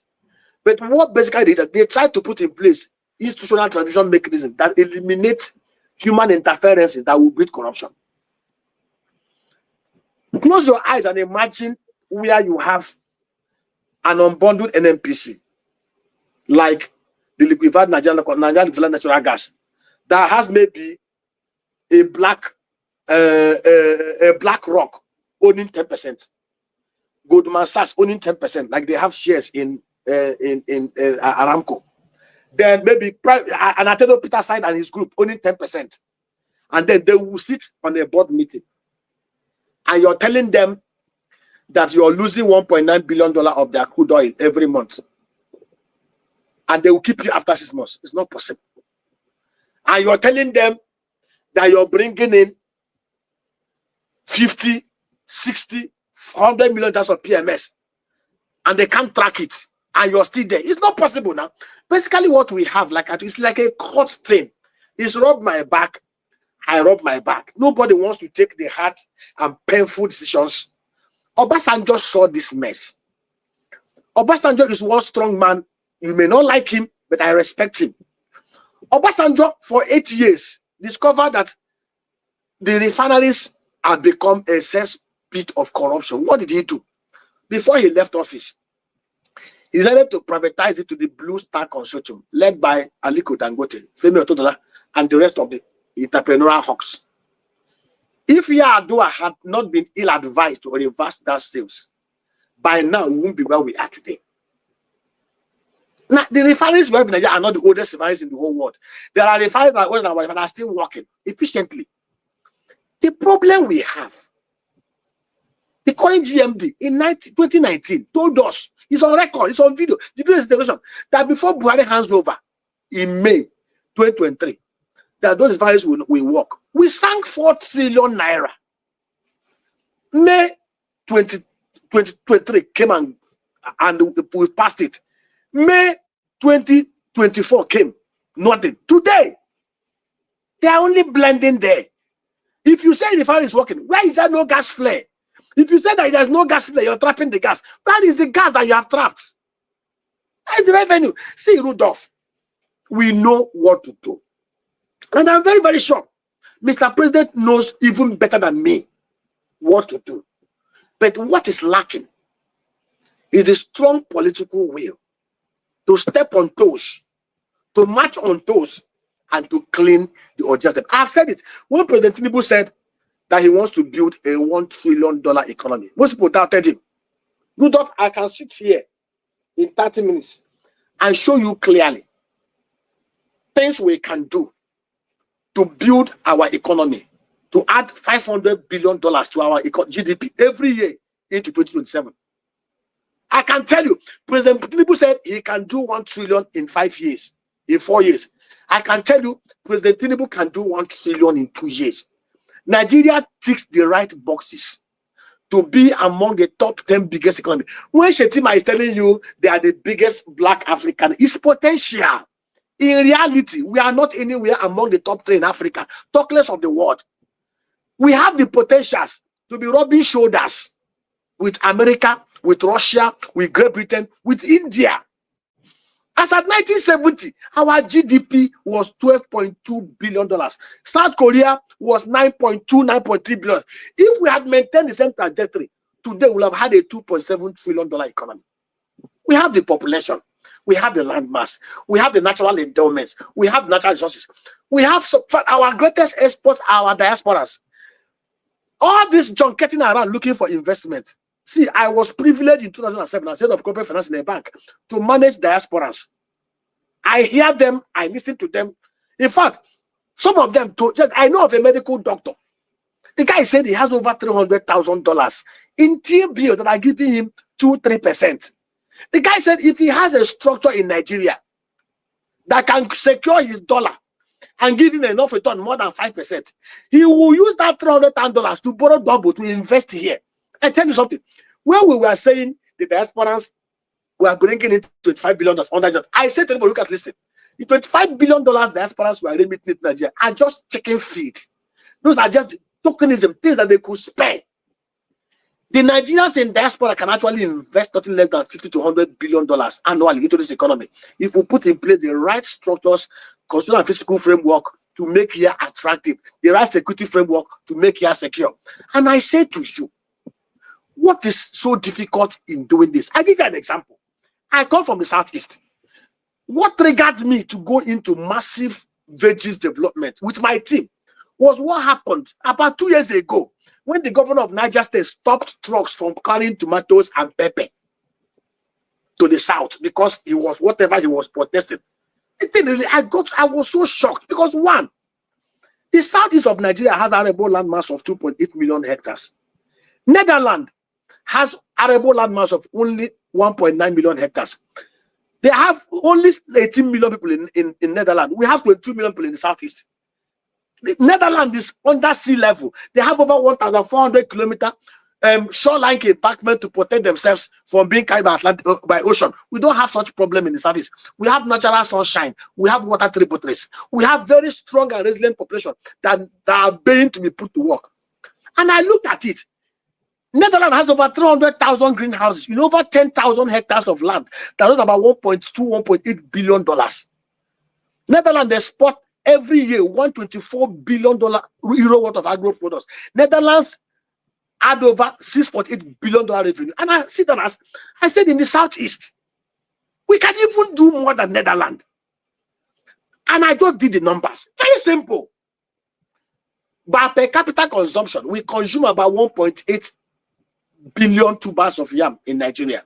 No, about 185 million tubers of yam in Nigeria. And I looked at the southeast. What is our consumption? In our Igbo land, we used to have SH, DG. Most of the yam we ate, we are producing inside. We never bought yam from Benue State. And I looked at the tomato consumption. We consume about 158 million kg of tomato every year. Pepper, tomato, onions. I did the numbers. And do you know what will shock you? The average per hectare onions production in Kebbi is about 7 tons. We are doing 40 tons in Okigwe. We have the hybrid crayon onions from California. We have Igbo professors in Emo who are supplying us with the organic seedlings that give the highest yield. All they were waiting for people that can be honest enough to execute it. So we did the numbers to be able to provide enough tomato and pepper to stop the rubbish that happened in the United States. We just need to do about 18,690 greenhouses, 2 for $3 million, 15 in every electoral ward. Rudolph, as I'm talking to you, if you go to Anambra State today, because that is where we have the biggest clusters and other states, if you go from Oka Market or Onitsha Market, a kg on the bell pepper albino, we have crashed it from 6,000 to 2,500 to 3,000. The annual average yield in the north is about 4 kg per square meter. We are doing 15-25 kg per square meter. It's no rocket science. If the Dutch could do 300,000 greenhouses, we are only doing 80. We can't do 300. We have put in place programs to produce. Let me tell you, put it on record. By December 2025, every yam that will be consumed in Southeast will be produced in Southeast. And the numbers are very simple. Put the youth to work. Show them where the money is. The technology is very low. The seedlings are there. All you need to do, because we had an experience in 2020, 2021, where we invested so much and we lost it to domestic bandits. Basically, what we are doing, we are asking Indigo in diaspora, if you have any land you have that is first gated, put borehole, hand it over to us. We will pay you a rent. We will use it. We will produce food. We will employ your people. We will train them. We will create. Let me tell you what we want to do. I told you that in Singapore, 1 out of every 15 Singaporean is a millionaire in dollar. The structure we are running is a very simple structure. We set up a cluster. We bring 10 youths. We train them. Just the apprenticeship scheme. We move them into other clusters. And these youths, they have sense of ownership. The minimum we pay is about 100K in the village. And these guys are aware that by the end of the year, they are going to be going home with some tidy amount of money they cannot make wearing white collar. I have a guy who was working in the bank, who left the banking industry. He made first class agri-economy, agronomy. A Benue guy that is with us. He saw the vision. He bought into it. He left his banking job and is running 2 greenhouses. If I tell you the numbers the boy is churning out, you will be shocked. What is, and the same thing we beg this government. It's not enough to say we are playing Ponzi game with our, Naira again. Let me tell you, if we want Naira, the Naira to become 100 Naira to $1, it's very simple, Rudolph. What do we do? In the Southeast, we have 95 local government area. I told the Southeast governors, if we borrow $6 million in every local government area, to set up agro-cluster in every local government area, $6 million, I will show you what we will do. $6 million will unlock $42 million every year from each cluster. When we are done with local government cluster, we'll go to ward cluster. What is the role of government? We have a structure. Ask the communities to donate their land. In my own community, we have 78 hectares surveyed. The community will donate that 78 hectares. They will donate 78 of their sons or their wives. Each will manage 1 hectare. All that the government will do using local government is to go and create access road to that place, put industrial borehole for them, give them security. We will bring the technology. We will bring the personnel that will train them, the qualified agronomists. We will provide the seedlings. We will off-take everything they produce. Rudolph is a very simple Campador model, simple model that Michael Opera did. We had produce board. We're not even asking them to put produce. We are the private sector produce board. To produce a tuber of yam, 10 kg, Rudolph does not cost anything more than 1,000 Naira. From production to harvest. White tuber of yam that they are selling for 6,000 Naira. Our plan is to just sell it for 2,000 Naira. If I share with you the things we've put in, let me tell you, I say to the governors of the Southeast, keep your FAC. We don't need your FAC. We don't need your jack. Allow us to come and help you. We'll put in place such transparent structure. Missions, community, diaspora, private, public, partnership, project design, funding, and execution architecture that will create nothing less than 1,000 jobs in every electoral ward and nothing less than 5 billion naira from every ward annually. Imo State has 305 wards. Close your eyes and imagine we are in Imo State. We are producing $3 billion revenue in every of those wards. We're talking about 1 trillion naira. Imo State FAC and Jack over the last 5 years is not 1 trillion naira. And this is it's not skyrocket science. We're talking about, I'll give you an example. We have over 5 million diasporas who crave to eat the African delicacy. Most of the yam you see in abroad that they have Ghana markets are from Nigeria because of the inefficiency in our ports and in our region. People truck it to Ghana and export it. I hear some of our diaspora say to me, if you come to UK, all the African stores are being managed by Pakistanis and Lebanese. How did they get the food? They have the structure. And I say to us, do you know that supplying food alone to the diasporas can give us about $20 billion into Nigeria? What do we do? Why do we have commercial attaches in our embassies? They are useless. Most don't even understand what it means to be a commercial attaché. A commercial person charge the affair in every embassy. His job is to see how he can connect the local market with Nigerians and diaspora and how he can put them together, create avenue for them to create wealth. And I say to it, all we need to do is, what do we need to get certification to export yam into America, into Canada, into Europe, what do we need to get certification to export fish, to export tomato, to export this? What do we need to export all this? We get certification. How do we build a network of Nigerians producing, diasporas taking it and distributing it among themselves and other African people in Europe and other places? If I share with you, these are things I expect Shetima and the rest of them to be. I said to them, in Egypt, a time came when Pharaoh had a dream.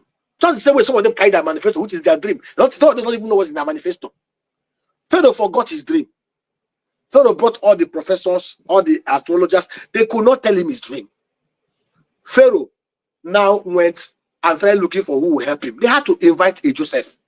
First, Joseph was a prisoner, a slave that was purchased from nowhere. They don't even know his ancestry, his father, his mother. But Pharaoh saw that this guy had the understanding, the wisdom, the skills, and could tell him his dream and interpret it. And Pharaoh felt clear, like, you know, that reasonable man. Let this guy help me to champion my economic transformation program. For 80 years, Joseph helped Pharaoh to build the biggest economy in the whole world. He was the prime minister. In Nigeria, they don't look for Josephs. They look for urchins, incompetent dimwits who have no value to add. All they see in political office is how to overinflate contracts, how to make deals, and how to steal and loot. That's all they are after. In Babylon, somebody was asking me, doctor, you are too harsh. I sit in circles when they talk about you. They say you are loaded, but we are scared of you. You're too stubborn. I said, if they are scared of me because of the things I have said with my mouth, then they have no plan, intention to do the right. I said, look at Babylon. Nebuchadnezzar went into Jerusalem, destroyed Jerusalem, ransacked it, killed them, massacred them, stole all their gold and artifacts, and carried them into captivity. While they were in captivity, he sought particularly 4 young boys that were outrageously gifted, brilliant, intelligent, articulate, smart, creative. If Nebuchadnezzar was to be the average Nigerian person, he would be scared of working with them. He would say, oh, I killed their father, I raped their mother. Therefore, if I bring them close, they will topple me. But Nebuchadnezzar was not like that. Wicked Nebuchadnezzar brought Daniel, Shadrach, Meshach, and Abednego and empowered them as the chief of chiefs. And they helped him build a mighty economy. So much that he had to climb the citadel and was boasting of the mighty things he built with his hand. The problem we have in Nigeria, that we have wicked pharaohs and Nebuchadnezzars who are not thinking, I'm sorry to use the word, who are dumb, who are so selfish, who are not empathetic, who do not. So when people like Kemi talks, they don't look into the mirror to reflect in their wickedness. What they see is a small girl. I'm sure most of them who are even male chauvinists, they're already looking at him. I'm sure they're already profiling her. They cannot fathom how a 44-year-old lady should be at the verge of becoming prime minister in Britain when her mates in Nigeria are running around them for contracts.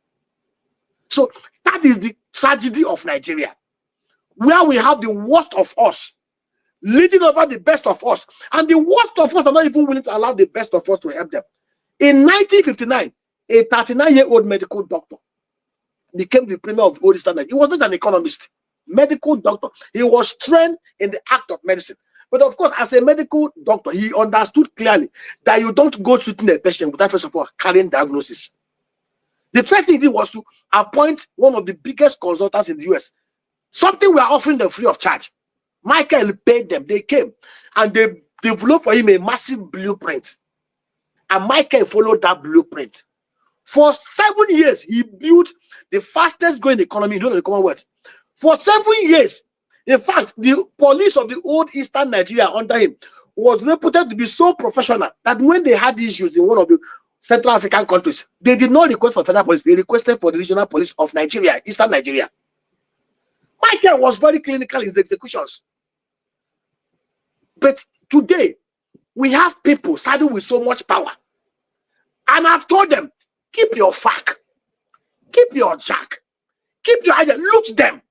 Don't bring it. Allow us to show you, in very pragmatic and practical terms, how you can build an economy. There's no state in Nigeria that cannot generate at least $10 billion annually. Look at the issue of VAT. All they were after, of all the beautiful things contained in that 4 executive bills by Oloyede team, the only thing they saw was VAT, waterfall. The only thing they all picked out was the sharing formula, the derivation. They never bothered to find out, oh, there are things in this bill that can eliminate the multiple taxes. They didn't see, oh, there are things in this bill that if we put our hands into our acts together, we can actually create a conducive environment for consumption to happen in our space. They didn't see every good thing in that bill. The only thing they saw was the revenue waterfall that's going to be changed. Because most of them are very lazy. All they do is wait for the month end, go to Abuja, collect the fat, collect the jack, buy dollar, share it, loot, go to America, go to UK, buy properties, and then carry one of easy virtue. And that is the end. And that is why we are where we are today. Quite interesting. Now, for our viewers, I'm sorry, I know you are itching to come in and you want to join this conversation. We are going to do that, but we want to touch on a few more things, and then we come in to bring you in. So let me ask you: you have these experiences, you have this knowledge. I'm assuming that you said already that you've talked to people in power to implement them, and they are not, and you're already doing some that you are doing. But I know that in your bio, it shows that you wanted to also go into politics. Why do you think there is need for that? Why can't you continue to do what you're doing, expand it on your own? Do you need to be part of the political process to do more? Rudolph, my ugly experiences in 2015, 2019, 2020 taught me a lesson. I won't even try it again. The monies I wasted, the monies we burnt will have been enough to do things that will add more value to the people. Because the truth is that the leadership recruitment process in Nigeria is flawed. Until we carry out and execute 100% the OY's electoral reform recommendations, we'll be wasting our time. We have a selection, a leadership recruitment process that is totally flawed, not as we used to have it in the early 60s. So, like I told you, I will be a madman to try again to risk my life. If I tell you my experiences, you'll be shocked. In 2015, it got to a point, it was an election I won free and fair. What collection officers were being threatened? Because these are young men and young women who acted as ad hoc staff, who believed in the dream, who never wanted to be compromised. Some of them were threatened.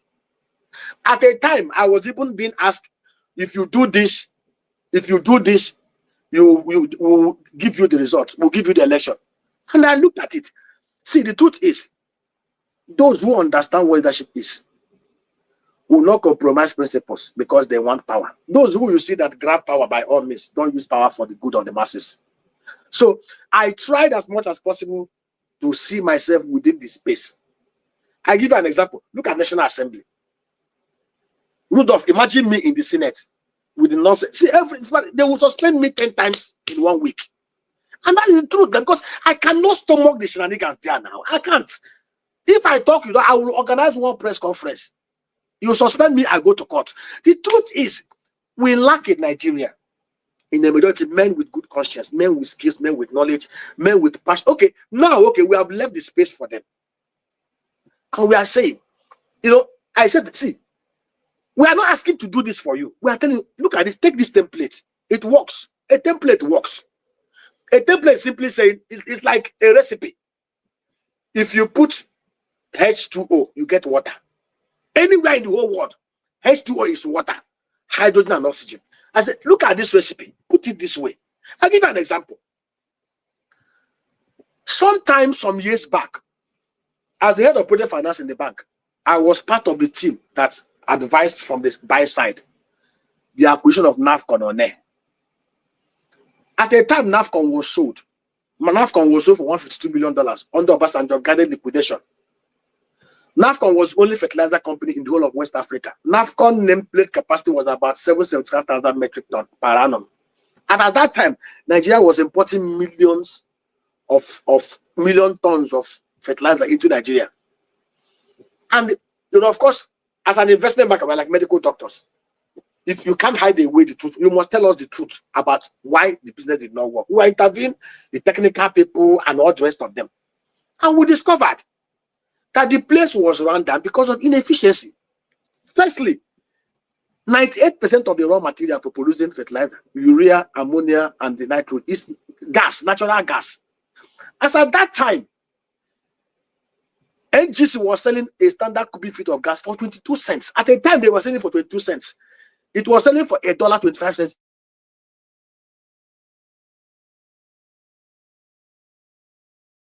US produced fertilizer in Nigeria. The market was there. The technology was there. So I midwifed and helped me run a transaction. So years later, I got a group from Philadelphia because while working in the bank, I discovered that there were a lot of unassociated gas wells that were capped in Ukuta or Hajiboma axis. Of course, when they are trying to drink crude oil, rather than they will get gas. And of course, I understood it. I got a group. It was one of the speaker of the State House of Assembly then in Imo State that invited me. I was discussing with him about how we can actually harness the gas wells. We can, because I know of the private sector owners, how we can work with the private sector owners to utilize the gas wells, bring technology under a PPP arrangement to set up 100,000 tons per day fertilizer blending plant in Imo State. I assembled this team, traveled around the world, brought them. We made our presentation. The stupid thing I did was we were so transparent with the government. We opened up, showed them the numbers, what it will cost, how we are going to get it, and everything.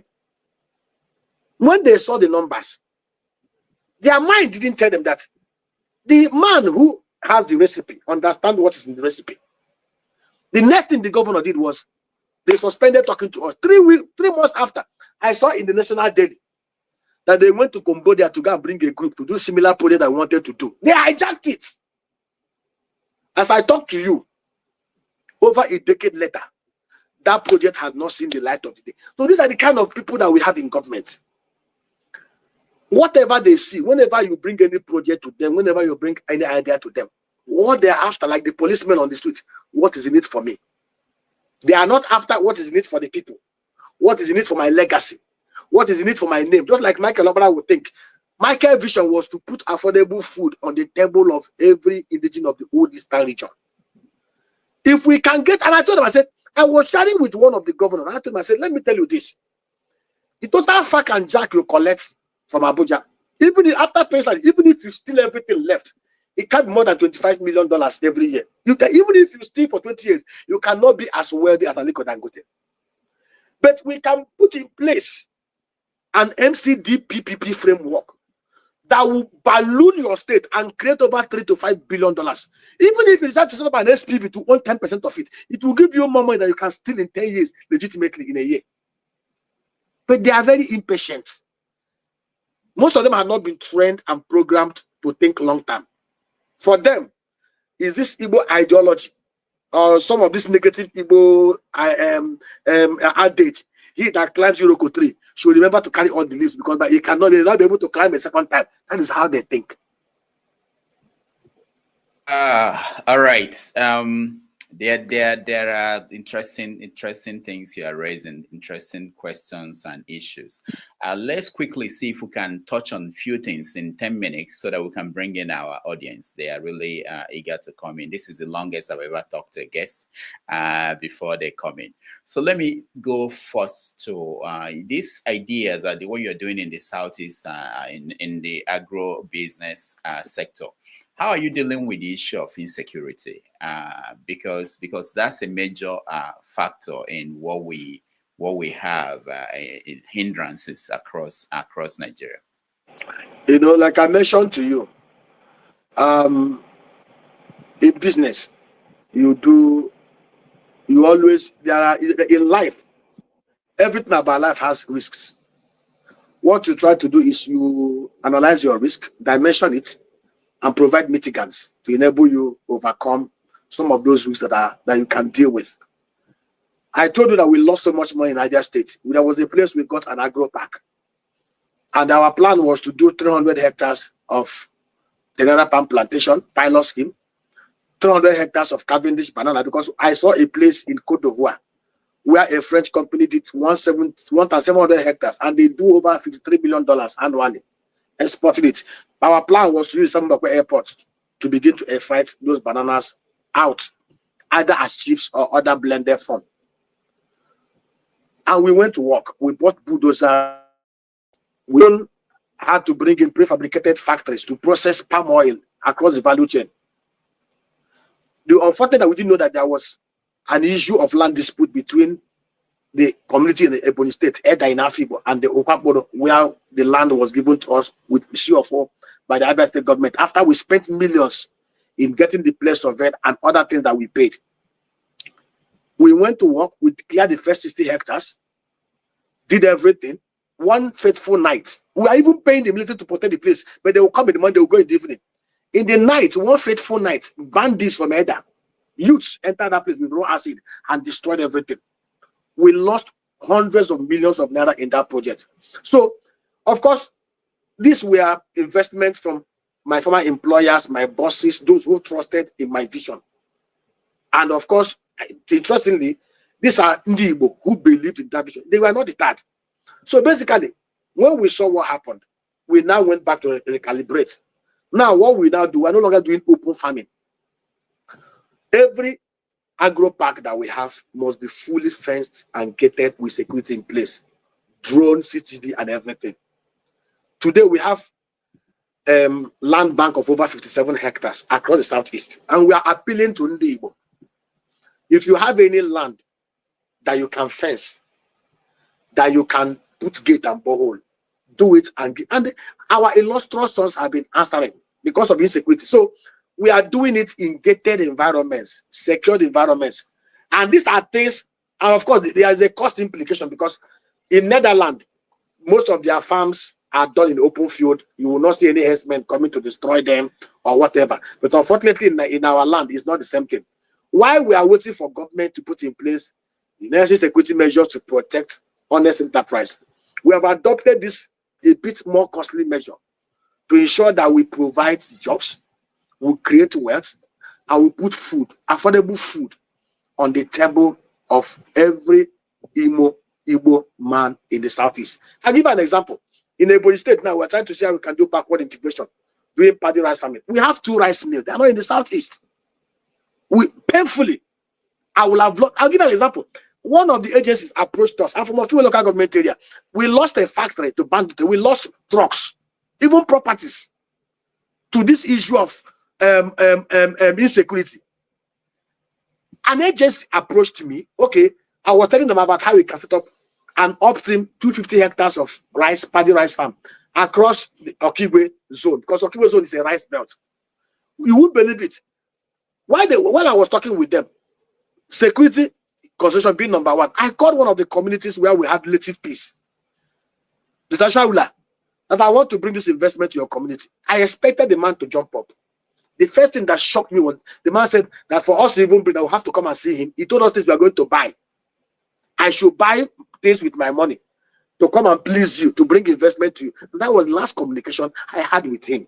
So that is the kind of mentality we have in it. It's not about the government, even our people. You see a community where somebody is trying to do a road, the youth will block the road until you pay them. You cannot do the road. You see a community where you want to do borehole for them, they will block the road. If you don't pay them, you won't do borehole. Such crass mentality should be eliminated. We must all individually and collectively build up our land. And I can tell you, it's a bit expensive, it's a bit more costly, but the efficiencies and agro-tech we have introduced has actually helped us to mitigate the cost of infrastructure like fencing and gating and other things. And I can tell you of a truth, Rudolph, we produce foods cheaper in Alibo than anywhere in Nigeria, even elsewhere in the world. Thank you so much. I have a friend here saying that he has 30 acres of land and need to get financing for palm tree plantation. There's a comment on the... Rudolph, tell him I will give him all the palm trees he needs on credit. All the palm trees he needs, I will give him on credit, but I will take everything that produced there after 3 years. Okay, there's also someone who is our friend on the show who wrote on the comment section, I'd like to hire your guest as a consultant for my wife's rice farm in ATT in Imo State. So can you, for those who want to reach out to you, can you share your contact, or you want me to share anyway you want? Share it with them. Okay, all right. So few things. Let's touch on few things, and then we have like 6 minutes before we now go on a break. When we come back, we let the our audience come in and weigh in. So quickly, I want you to touch on just quickly on these issues. There was this story about Emefiele. You mentioned him a lot in what you've been saying about this estates that we are hearing that he has ownership of, or kind of interest in those estates. What do you think about people like that? They're educated, they and what is the motivating factor? Because I think part of our problem is that we don't examine these things and we move on to another issue. But without examining what led to people being like that, and there are more people who are like that who are still in the system.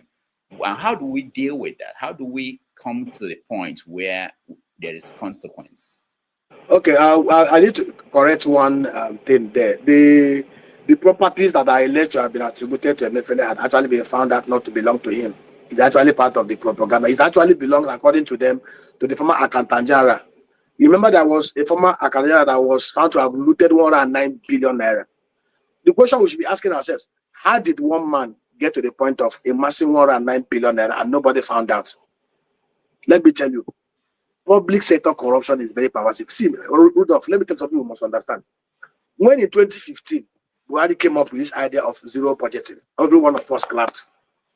Zero budgeting, working with the likes of KPMG, Deloitte as consultants for the federal government agencies, will have helped us to eliminate most of the criminality in the public sector. Basically, what they do every year, they will bring the old budget, they will add 20% across. Even things that have been spent before, they will add it again for the next year. Let me tell you, if you see any budget, like the combined budget of the federal government, the state government, and local government is about 42 trillion if you add up everything.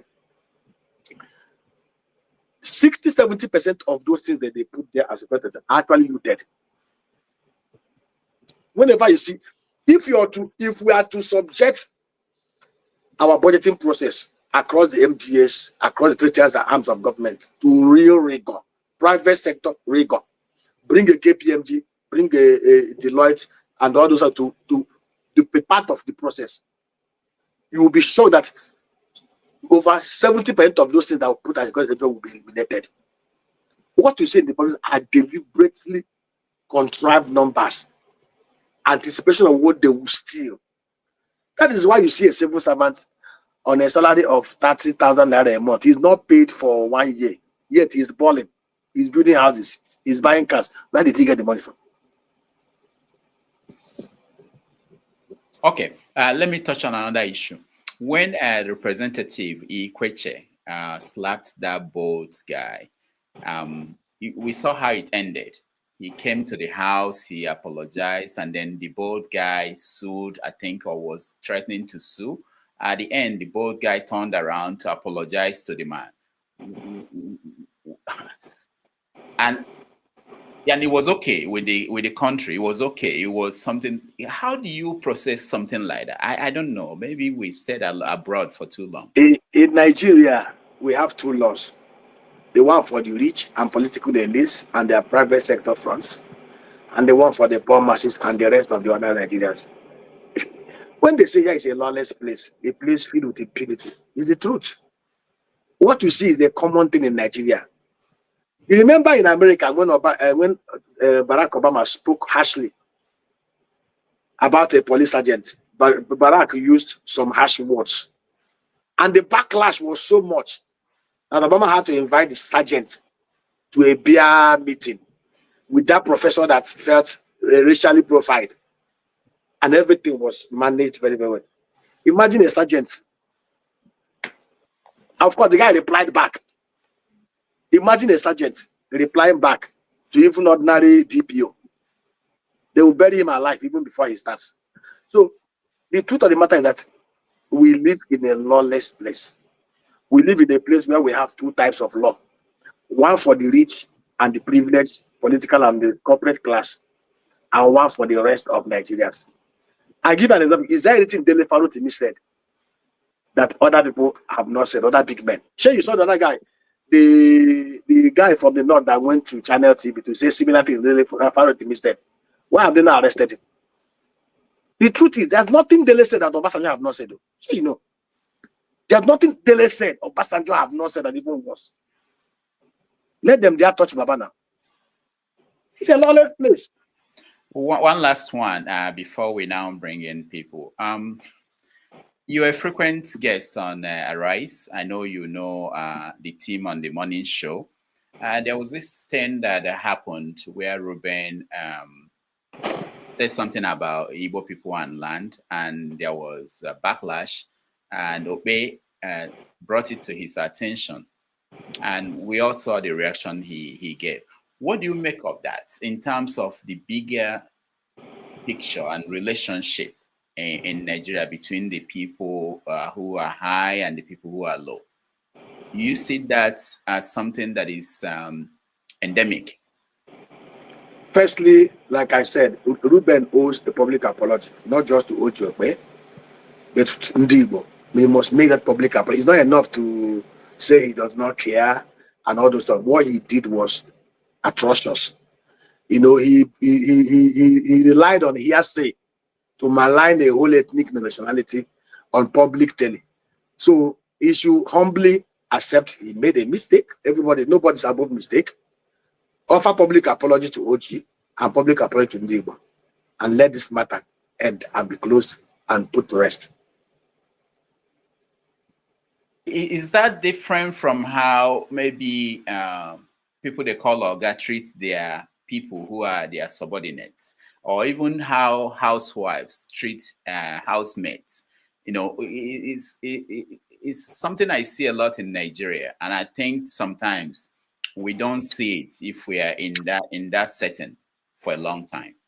No, it's a character flaw that is in most of us, even in religious settings too. You see it even pastors treating their younger pastors harshly and rudely. It's a character flaw that each and every one of us must work on. In fact, let me tell you how you actually judge a man that is humble, a man that is meek, a man that is kind and empathetic and compassionate, is how he treats those who are at a lower social standing than him. Of course, we are human beings. We are bound to flare up at times and lose the cool. But how you know a human being who is compassionate, who is humble, is that even when you make that mistake, you should be humble enough to publicly apologize. I'm a Christian. I tell you, the difference between David and Saul was arrogant in his iniquities, and he lost the throne. But David was a man who understood the fact that he made a mistake, and he always repent of his mistake. Remember when he had an issue, and the Shimea, one of the slaves, was mocking him openly, abusing him. Joab told him, let me go and kill Shimea. Of course, Shimea will have been wasted, just like we have it in Nigeria. The big man wastes the small man. David told him, don't touch that man. I committed a sin, and every shame I deserve to take it. There's nothing Shimea said that is not true. Allow me to bear the shame. God will have mercy on me. David rebuked and rejected Joab, killing Shimea. If it's in Nigeria, Shimea will have been dead. So we need to look back and ask ourselves, do we want to be arrogant, heady, and piggy as Saul? Or do we want to be humble and meek like David? Nobody is perfect. We have our shortcomings. But the difference between us and David, like I said, average Nigerian has the spirit of Saul. David had the spirit of our Lord Jesus Christ. Very compassionate, very humble, very meek. He knew that equality with God is not robbery, yet he chose to die on the cross among thieves. They knew he was righteous, but he took it for the sake of mankind. And he was washing the feet of the disciples. They asked him, don't worry, if I don't wash your feet, you will not be part of me. Say, he that will be greatest in the kingdom must be least, must be the servant of. And let me tell you, he said in every, even in religion, it is vanity. We so much love vanity in Nigeria. That is why you see, I ask this question. At the upper chamber, there were 120 people that gathered, that started the first church. Mary, the mother of Jesus, was there. Joseph, his brother, and other sisters were there. Mary did not say, oh, it's my son that died, therefore I am Mother Excellency. Mary's story was never heard throughout that period. Peter was the one, he said, before everybody, he proclaimed Peter as the leader. Lovest me 3 times. Feed my flock. Peter did not say, oh, he's the one that he told to feed the flock. Therefore, I am the kingmaker. Even when they want to select people, Peter will say, let us vote about it. They will cast lots. Peter never went to buy donkeys for himself and buy horses then, like SUV then.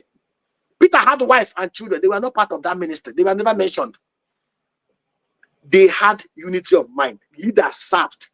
When they had the first issue, like the issue of we have in Nigeria, ethnic skirmishes, the Hellenist Jews were complaining about how the Hebraic Jews were treating their wives and their widows. Peter appointed 7 deacons, honest, upright, sincere men, and they went about administering the bread. And why the church grew, there was nothing like bishop, his wife, and children in charge. Peter had wife and children, but they were never mentioned. They were in one accord. The leaders were servants. They never spent the treasury buying private cars for themselves, buying private houses and building mansions or building towers of Babel. They were breaking bread. They were visiting people's houses. They will come to Emeka's house today. Tomorrow they will go to Ijoma's house. They visited every poor and everybody shared bread. They didn't say that man was living in Swallow. We will not go to his house to go and break bread. And it is the same mentality. If we as people can adopt the same mentality of Jesus, of Peter, of David, here will be paradise. But of course, most of them have the piggy head of Saul. We want to be glorified even in our iniquity. That is why they want to crucify Kemi for telling them the truth, rather than tearing their clothes and pouring sand upon their head and repenting of their iniquities. They are busy telling Kemi how Elon Musk migrated from South Africa and how Rupert Murdoch came from Czech and how this. Go and check all the countries he pointed out. They are all doing well. Some of them are even better than America. India, over the last 10 years, had grown in leaps and bounds under body. Where is Nigeria over the last 10 years? So why we usually Sunak talk ill of Modi that is doing fantastic job in rebuilding his home country? If Modi is to be like the Nigerian position, Sunak will not have anything to do with him, and that is the truth. All right. One more. Let's take a break, and then when we come back, we bring in our audience and continue the conversation. Thank you so much.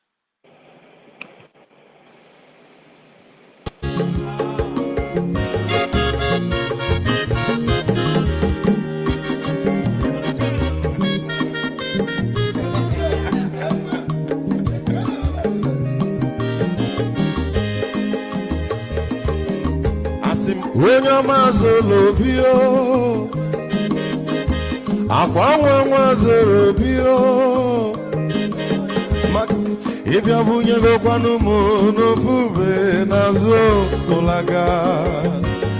olaga ni piazugo, Mawula gadoni biazigo Abangwa mwilochi yo Biko rapuzuru Kona bazia Onyo mazuru biko Abamba wazuru dosari Ibya unyane gwana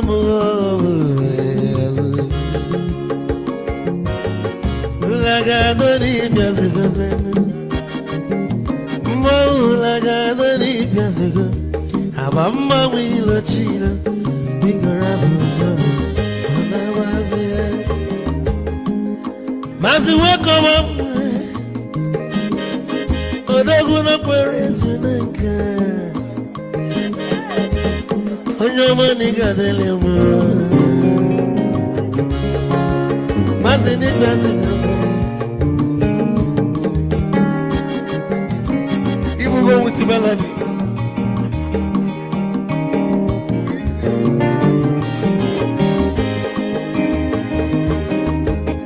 You got to go where you're for. But I will not tell her no car.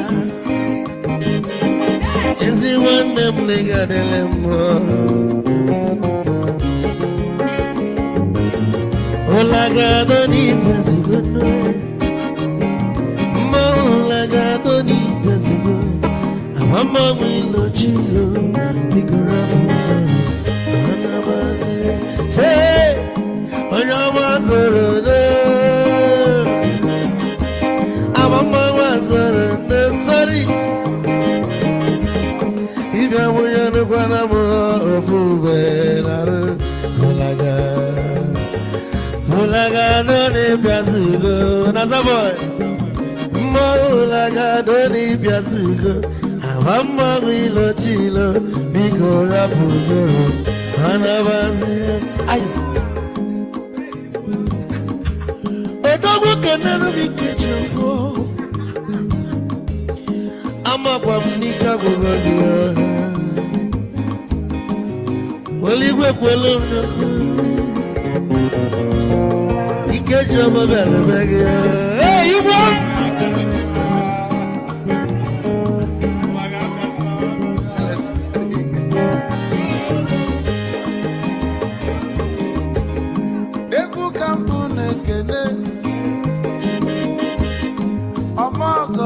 So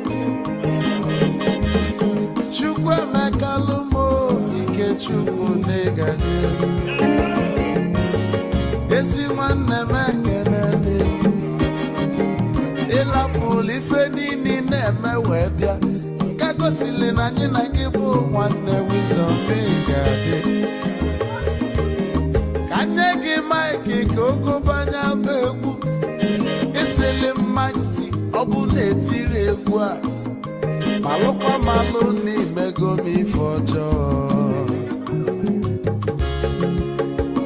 wee sị gị nwanne m ife ọkụ na ịchọlụ na ngeme wisdom onume ekene gị gbamanwe ihe ihe biko lapụ na masị ya zoro zoro zoro zoro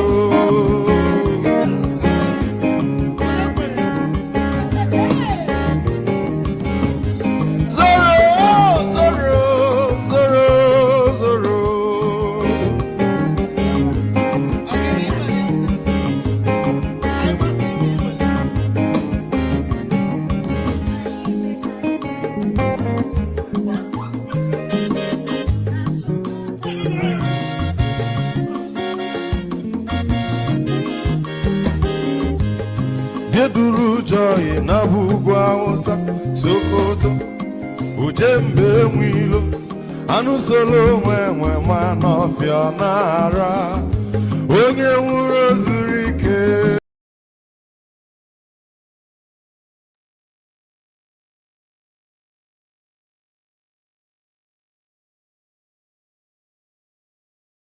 Welcome back, everybody. Thank you for staying with us. We are continuing. This is the last part of our conversation with Dr. Nnaemeka Onyeka Obiaraeri, who is an investment banker and development economist.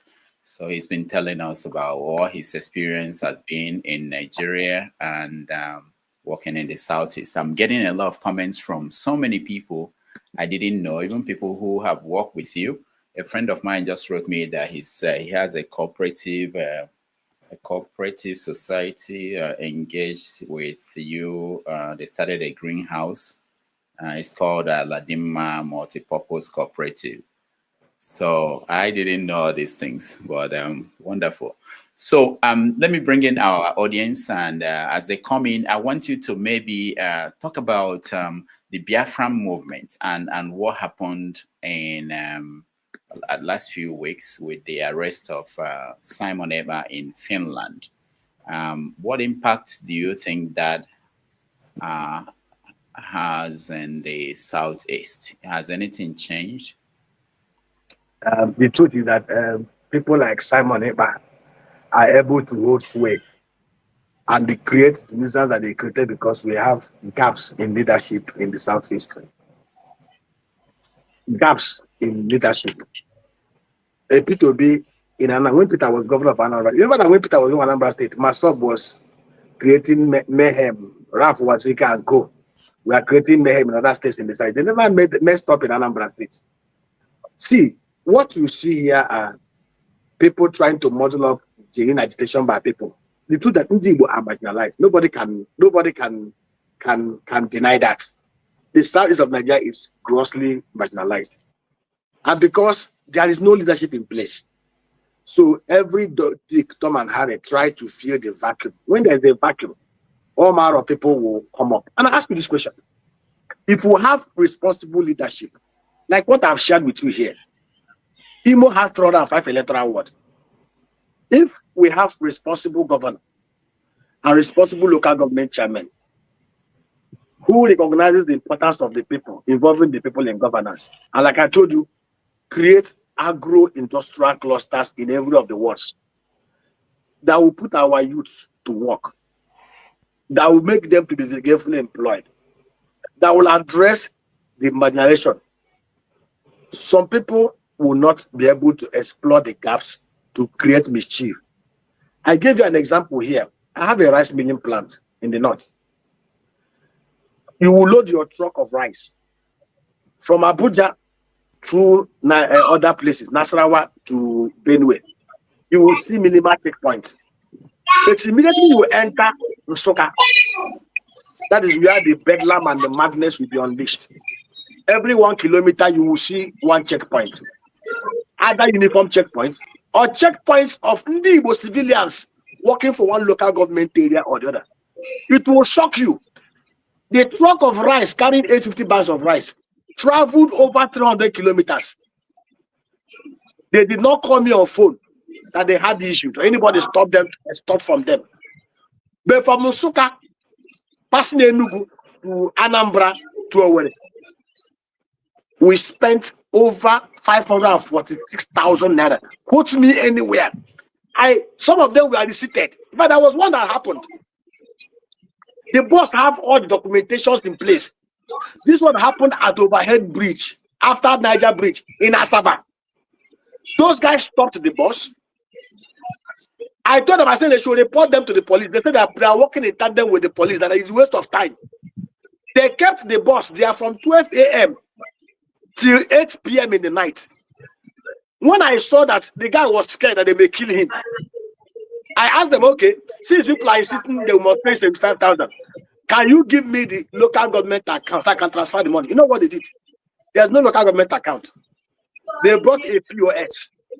We transferred it to the POS and they withdrew cash. So if we have governors in place who are responsible, who can come out openly to speak against the extortions they created themselves through local government arches and the extortions that are on the road by uniformed policemen who are supposed to be securing the place, but have turned it into extortion point. If we have responsible, bold governors who can take steps to stop all those issues of marginalization and injustices that people latch upon to brainwash some of our brothers that we refuse to train, we won't have the issues we are having in the Southeast. Rudolph, what we need in the Southeast, first of all, is economic independence. If you go to Spain, the Catalonians have been baying for independence. But the first thing they did was they first of all built economic power. They are the richest part of Spain. If you go to Germany, the Bavarians always wanted to be on their own. They are the richest part of Germany. And I say to us, if we as Igbo believe that we are the smartest people, that we are the most creative people, that we are value adding, we must first of all build paradise in the Southeast. And we can only build paradise when we elect and appoint responsible men and women who are bold, who are courageous, who will not only talk the talk, but walk the walk. If we have honest governors who are like Desa Bumbakwe or Michael Okpara, and who are using the resources to build the Southeast, and they are standing up boldly, toe to toe, against the criminality on our highways, I tell you, the influence of people like Ekpa and the rest of them will be destroyed. If we have employment, we have jobs, we have can you go and check it? There is no family in Alibo that have their children properly trained and raised that are part of this madness. Go and check. I was sharing with somebody that said, go and check. Most of the guys who are laying their lives, destroying their lives, implementing things that are not even in the books, are people who did not go to school, who are not empowered, and who feel the weight of the injustice. The injustice is there. But first of all, and I said to him, when I hear this sit at home, I laugh. There was a cartoon Mike Asuko drew where somebody placed his hand on the cross and was hitting himself with a nail. I was saying, government, are you seeing the pain? Let me tell you, we have a bunch of irresponsible human beings in politics. And even if you sit at home from Monday to Friday, as long as they are collecting the fact and jack, you are wasting their time. How many of the governors sit in the Southeast? How many local government chairmen? The more you hurt the poor and the masses and your economy, the more you hurt yourself. Common sense will tell you that you only do the kind of things you're doing in Senate environments where you have responsible leaders who are sensitive, who have conscience, and who goes back to their bedroom and think, what do we do to calm the frayed nerves? In Nigeria, we have people. In fact, the more chaos you create, the more opportunity for them to loot and steal and rig elections, and nothing will happen. Right. Thank you so much. Let's go to our audience members. I don't know how much time you have, but let's start, and then whenever you're ready to go, I know we've exhausted the time we agreed to. Femi, you're first. Your question for Dr. Nnaemeka. Good morning, Dr. Nnaemeka. I'm going to reel out 4 names and then go straight to my question. Kalu, Idika Kalu, Chu Okongu, Dr. Chu Okongu, Olufalaye, and Alhaji Abubakar. I learned that these were part of the consultum, if you will, including one of them who was a finance minister, I believe, during Babangida's regime, that a couple of whom were from the IMF as well. We're involved with the IMF as well. Now, I bring these 4 names up to ask you, because I've heard all kind of opinions, and I don't even know which one is correct. So, who were the people that actually brought us into the quagmire of debt? How did we get into the situation of debt when, in many regards, it's been postulated that we had no reasons borrowing from the IMF, especially judging from where we're coming from in the 70s, where it was alleged to have been said by the then president of Nigeria, Yakubu Gowon, that Nigeria had money. The problem with Nigeria wasn't money, but what to do with it. Okay, the names you mentioned were names before the Fourth Republic happened. And let me narrow it down to the Fourth Republic. We have this penchant in Nigeria to always look back and blame everybody but ourselves. The people you mentioned were not the head of states. They were not the leaders. They were actually advisors. There was something Obasanjo said. It's one thing for you to advise him, It's one thing for him to accept your advice or reject your advice.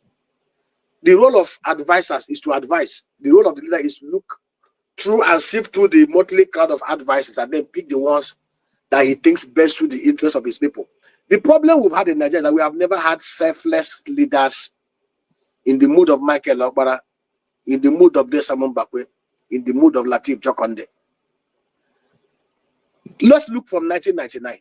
When Obasanjo became president in 1999, Nigeria was a pariah nation, isolated by the rest of the world, sanctions left and right. When Obasanjo became president, our crude oil output was about 1.6 million barrels a day. Oil prices then was about $17.36 per barrel. Nigeria had a standard reserve of $5 billion, $3.9 billion already encumbered to creditors. We had over $32 billion on serviceable debt obligations to Paris Club and other agencies. The first thing Obasanjo did, based on the benefit of hindsight, being a head of state under the military regime, was to first of all move around the world. Remember, we are even abusing him, calling him the junketing president. He went about consulting, asking for debt forgiveness, reminding the whole world that what brought us to our knees were military despotism. The world listened. Of course, he assembled a crack team. He brought in some of the smartest and brightest minds in Nigeria. We had Obia Ezekwesili. We had Mokonji Iweala. We had Charles Soludo. We had Tamun. We had a lot of them that he brought together to form his core economic team. Obasanjo started massive reforms. Very strong man. The first thing Obasanjo did was to first of all curtail public sector bureaucracy, profligacy, and criminality. Ask yourself this question. From 1999 to 2003, 2004, when Obasanjo negotiated this debt forgiveness and paid it off, crude oil never sold for anything more than $28 per barrel. Go and fact check me. How was Obasanjo able to negotiate and pay off our external reserve, our external debt? Build up external reserve of $45 billion. He executed most of the massive reforms we have today, including the Reform Pension Act that he did in 2004. Built an economy that grew by 6.5% per annum, single-digit inflation. Had an economy that had over 4 million middle class who earned between $110,000 to $190,000 naira equivalent then. Build a robust economy that attracted the best of Nigerians coming from diaspora. I knew a lot of my guys that came in from Goldman Sachs, from JP Morgan Chase, from other from even McKinsey to come and work in Nigeria. How did Obasanjo do it? He had economists. Like Obia Ezekwesili will tell you, you need to see Obasanjo debating with them. You need to see Obasanjo arguing with them. You need to see Obasanjo telling them, I won't take this one, no, it will not benefit Nigerians. And he will come out and say it, oh, it's one thing for you to advise me, it's one thing for me to accept it. The 8 years of Obasanjo, if we are to have benefit of hindsight today, will have allowed him to have third, fourth, and fifth term. He wasn't perfect. He made his mistakes. We knew of the issues of electoral malfeasance that happened under his government. But he was one man who truly loved Nigeria and a nationalist who was not swayed by religious considerations. Obasanjo was first a Nigerian before being a Yoruba man. Obasanjo was one man who considered merit over where you come from or the religion you follow. What basically we've had over the last 9 years had been an issue of people placing and coddling mediocrity over merit. Look at the cabinet of Obasanjo and the cabinet we have in place under Buhari. Obasanjo, see, under Obasanjo and Jonathan, there was another Jonathan, we had the first Igbo man who was the chief of army staff. And Ejika was actually dealing with those criminals and bandits when some element in the north came up with the idea that he was trying to decimate their population. So the issue remains. It's not a case of somebody advising you, oh, this economic advisor, the onus, the bulk falls on the table of the president and the governors. Mbakwe worked with consultants. Michael Okpara worked with consultants and advisors. As a medical doctor, he was so enlightened that he could sift through the mostly all the advice being given to him and pick the ones he want to pick and the ones that work for his people. And let me tell you one thing: if you're a leader who truly loves your people, who is really compassionate, no matter how sophisticated the advice comes to you, you will be able to sieve it and choose the one that works best for your people. But unfortunately, the kind of people we have in political corridors today are not men who are compassionate. They are not men who are honest and sincere. They are not men who are empathetic. They are men whose only goal in life is to grab, occupy political office across the territory of government, steal, loot, share, then come to America and they have the aspirants that will help them to launder the money everywhere, and then the UK. The choicest property in London today are owned by Nigerians. Over $18 billion is not to be stacked away in Dubai. How did the monies move? Bankers helped them, and other private sector front. So the truth is, we are all collectively responsible for what's happening in Nigeria today. And that is why each and every one of us as individuals will have to look into the mirror. The average Nigerian, even those who you call educated, are willing to lick the feet of anybody that can give them what they want. We pay so much emphasis on money, wealth, and material things that are seen, rather than on substance. The wealthiest man in Africa in the early 60s was a parliamentarian. If you look at the quality of leadership we had then, these were men that were educated, men that were enlightened, men that were not after what they would eat or what they would drink, men that wanted better names than the wealth. Today, all you have is all manner of garrulous. They want people that will still and then drink 90th Glenfiddich and wear Rolex that can build a mansion. And that is why we are. And some of us who are elites, some of us who are the middle class or those upper middle class, who should be able to stand up like Kemi Badenoch to speak to them, are all either afraid, cowardly, compromised, or we are waiting at the end of the table to be admitted to be part of the looting tray. Thank you. Right. Thank you, Femi. Let's go to CM.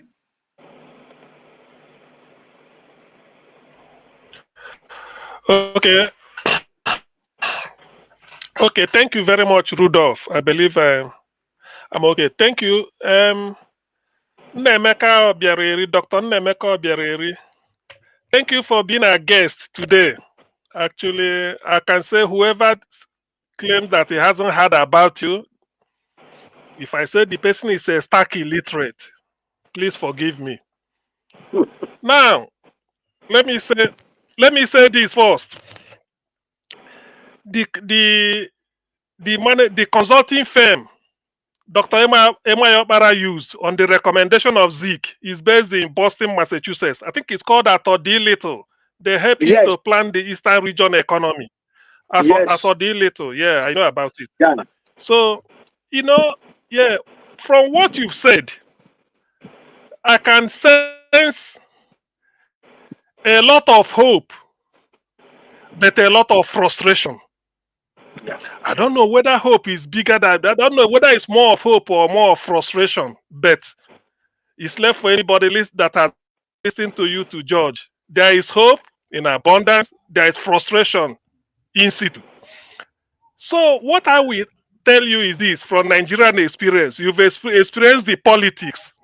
So I don't need to say anything, and you've reached a conclusion. What I will say is this. From what you've said, your hero seems to be Dr. Michael Ihionokara Obara, Emaya Obara. That is your hero, even without you saying it. Yeah. So the closest I know you will realize your ambition. Please try and see the entire Southeast. You are the next Obara in the making. See the entire Southeast as your village, as your Kigwe or Ihubo Kigwe. I think you are from Ihube. Ihubo Kigwe village. By that I mean, get close to the Southeast Development Commission. Try and have an audience with them. Lecture them, tell them what they should do.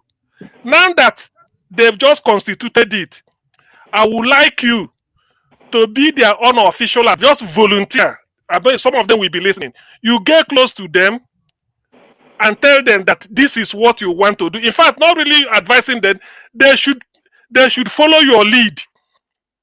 Although you are not the leader, you are not the chairman, you are not the CEO, but let them follow your lead. Give them your blueprint. The young chap who will lead Southeast Development Commission is from Anambra State. They look upon him almost like a replica of you of yourself, but you have an age. So I feel he's not a career politician. He will not be dogmatic. He will have an open mind to look at you. People are praising so much because he's cool, calm, steady hand, focused mind. So he will like to listen to you. Please, why I'm saying this is that having lived in the Western world, the idea you are espousing, I'm not wishing you bad, but if you are no more and the idea goes, and we are not, I won't be happy about that. So I want you to get close to Southeast Economic Development Commission. That is the closest you can get to being the next MIO. That's what we want. Forget about Nigeria. Concentrate on the Southeast. Forget everything about Nigeria. Just tell them, no. Forget about Nigeria. Concentrate on the Southeast. My father told me that Oku dakwasan nwa mụtara. Etichapụgodu m nke dị n'ahụ before nke nwa mụtara. Oku Nigeria is engulfed in a volcano.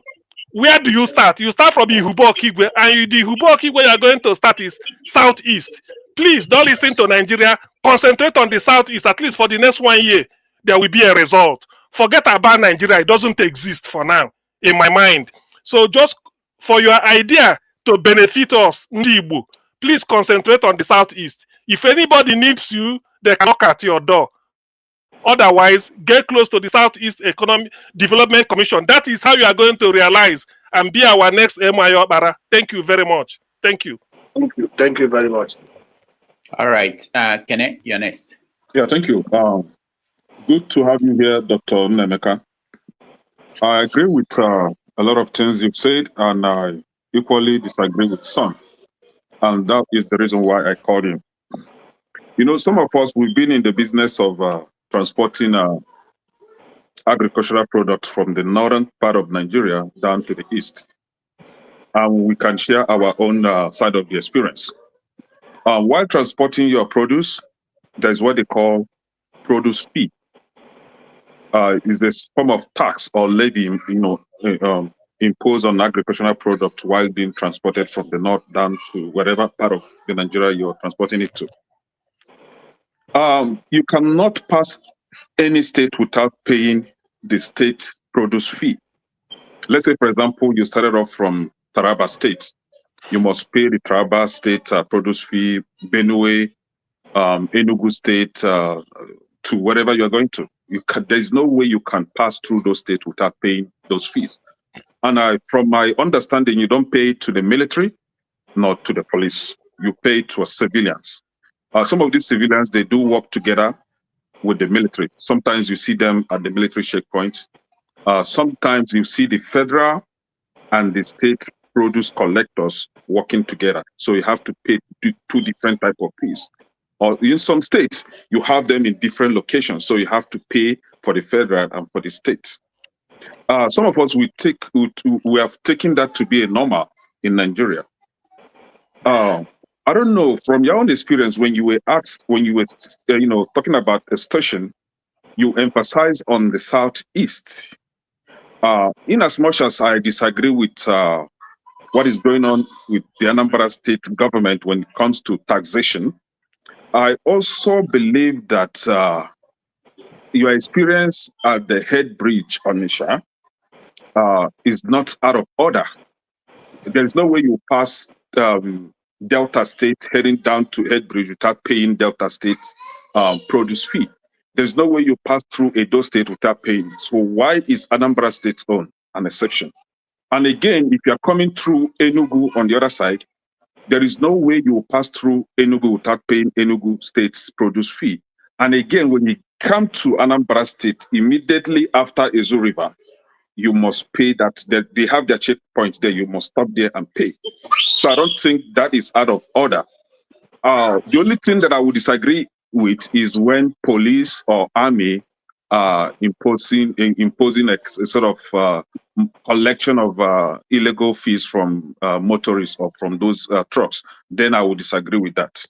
Now, when you were asked about the insecurity in the Southeast, you gave an example of your farmland that was destroyed by the youth. And I believe is the youth of that land, I mean, that community. My question now is, was that land in any form of dispute between maybe the youth and some irresponsible community elders? How did you secure this land? Was it a land that is in dispute, or you genuinely bought this land from the community? Now, talking about insecurity in Southeast, prior to ESN and the Biafran Liberation Army, we had our share of experience from Fulani herdsmen coming to our farmland, raping our women, destroying our farmland with their cattle. And that was the reason, I mean, the primary reason for formation of that ESN and Biafran Liberation Army.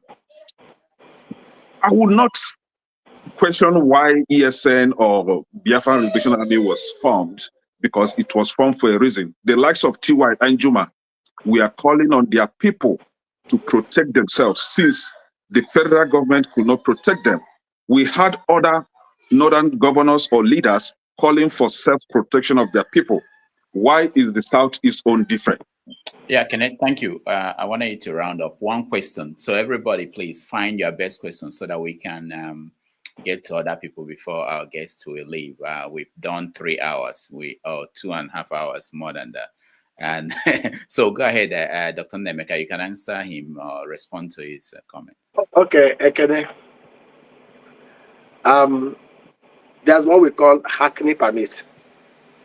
Hackney permit is a kind of levy that was put together by AGON, Association of Local Governments of Nigeria, that covers all the 774 local government areas in Nigeria. And the hackney permit covers most of the levies we're talking about. It's 35,000. Any truck must have hackney permit. We have hackney permit.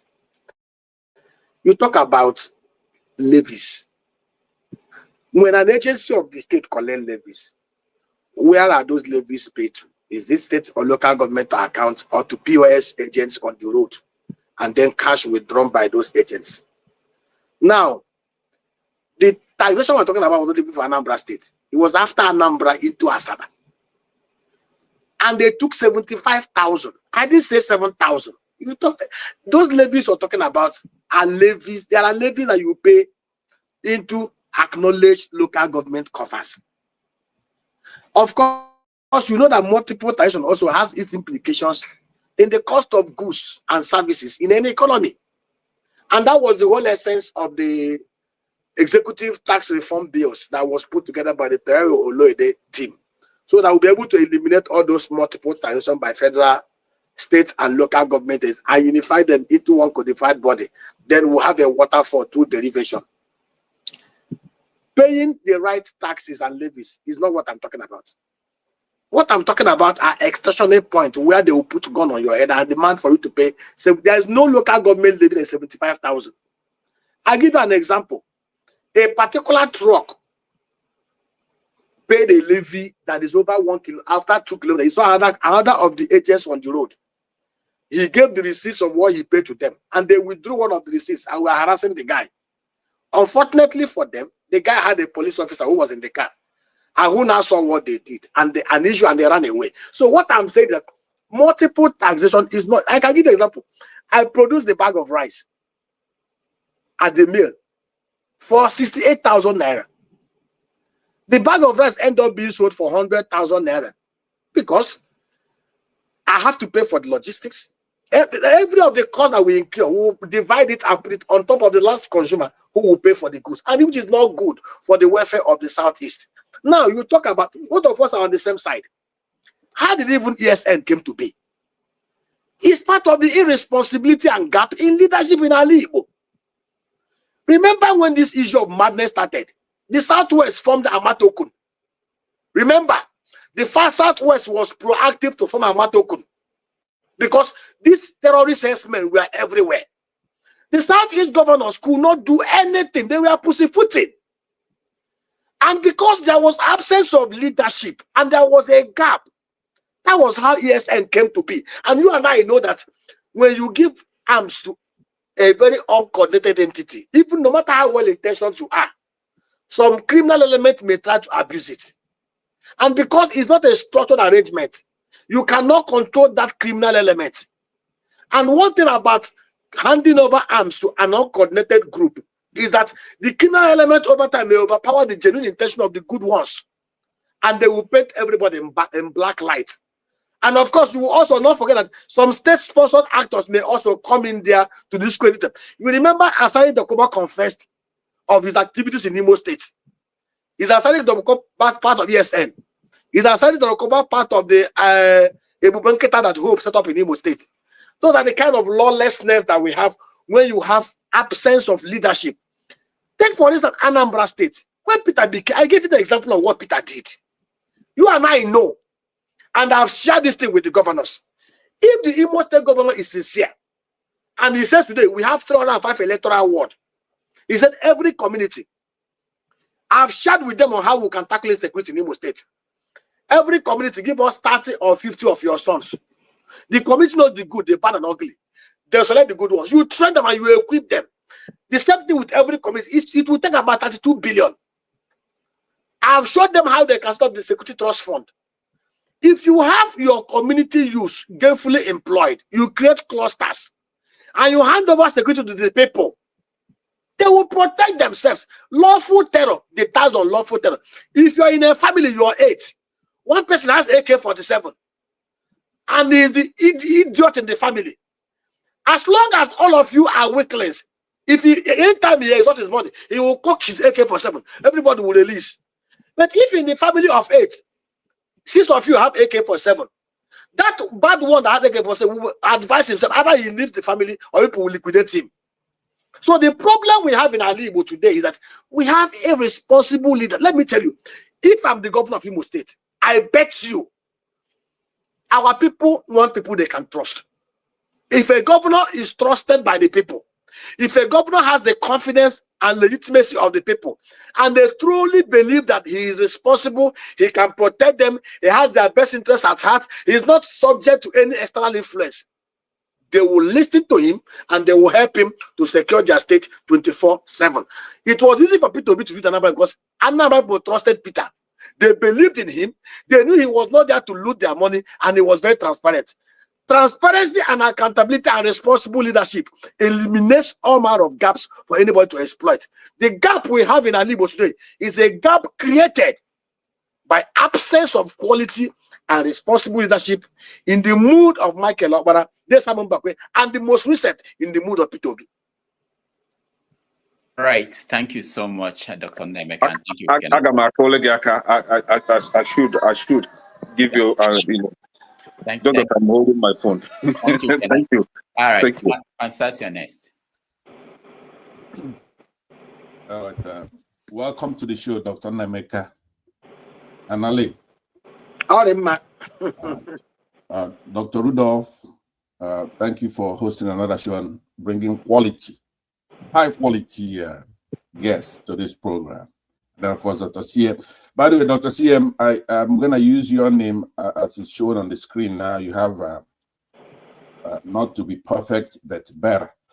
This is where, when we, myself, humbly talking about good, which is an adjective, and over there, you're saying you don't want to be the superlative, but rather to be the comparative, which is better. So I'm going to use that when I address Dr. Nnaemeka. And then, again, my brother, Chim, from God's own state, and all the politics, the rest of the people in the comment section. Welcome to the show.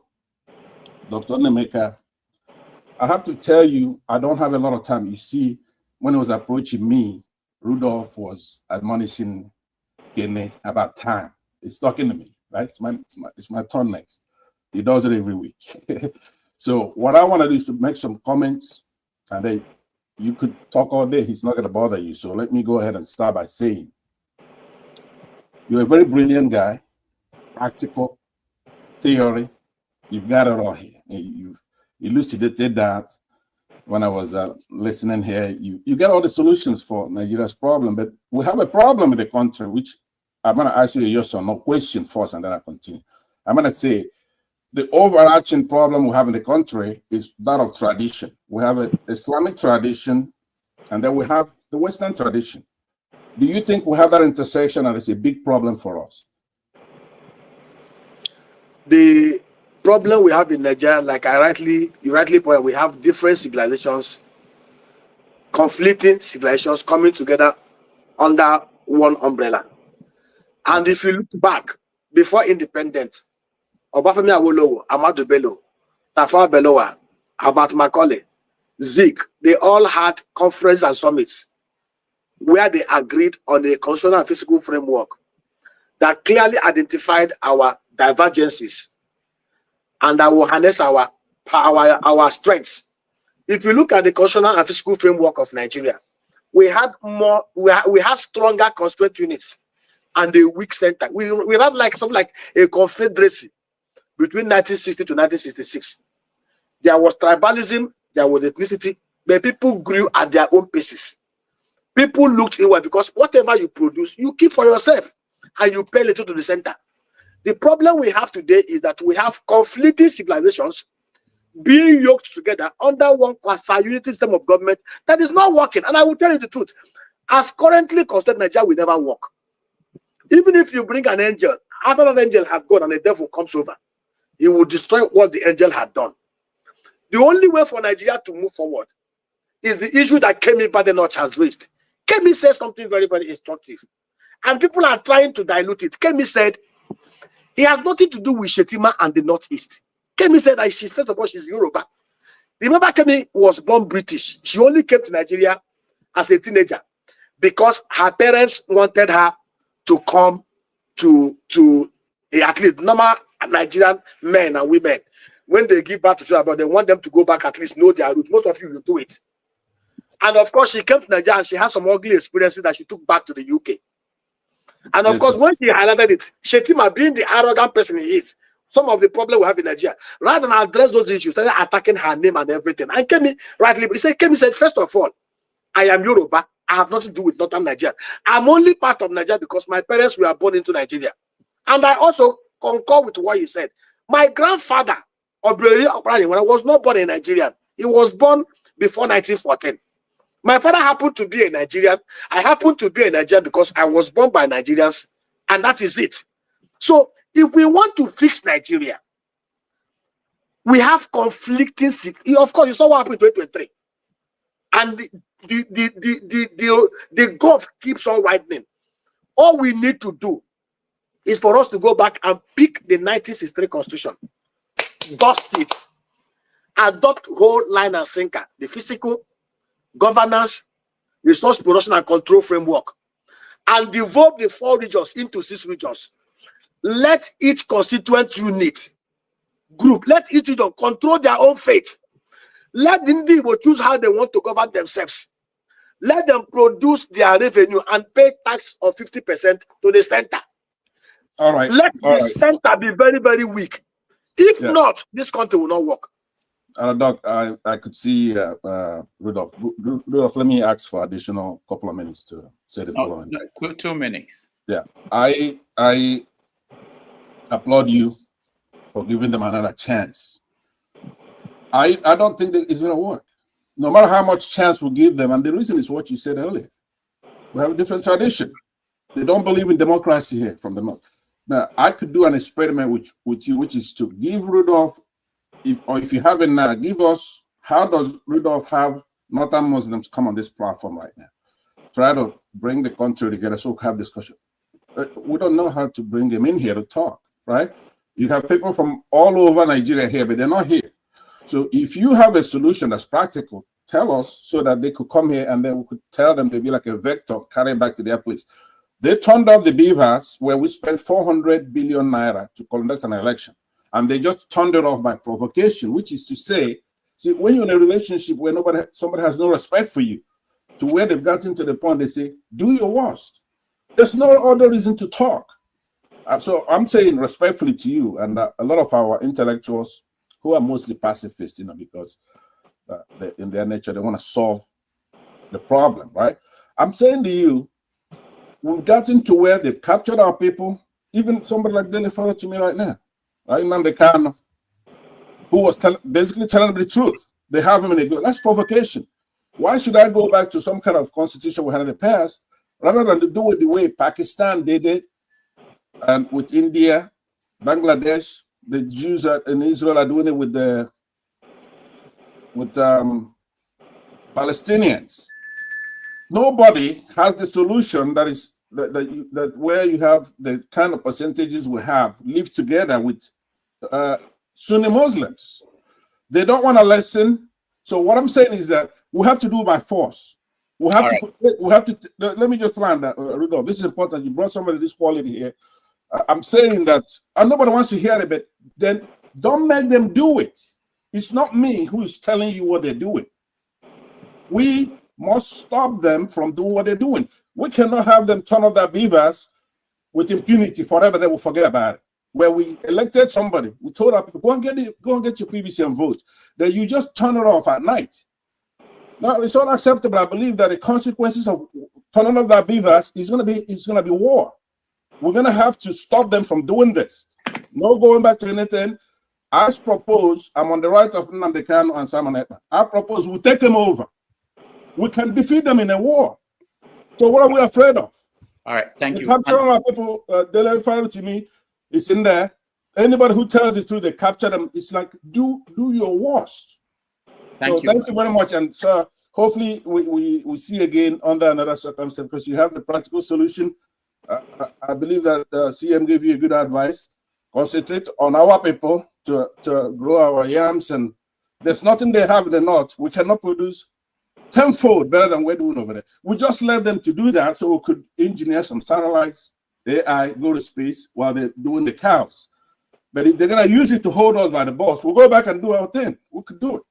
All right, so thank you. They're not here, so the only way they're going to know what I'm saying is that somebody gossiped and told them. They won't come here to listen to the lights.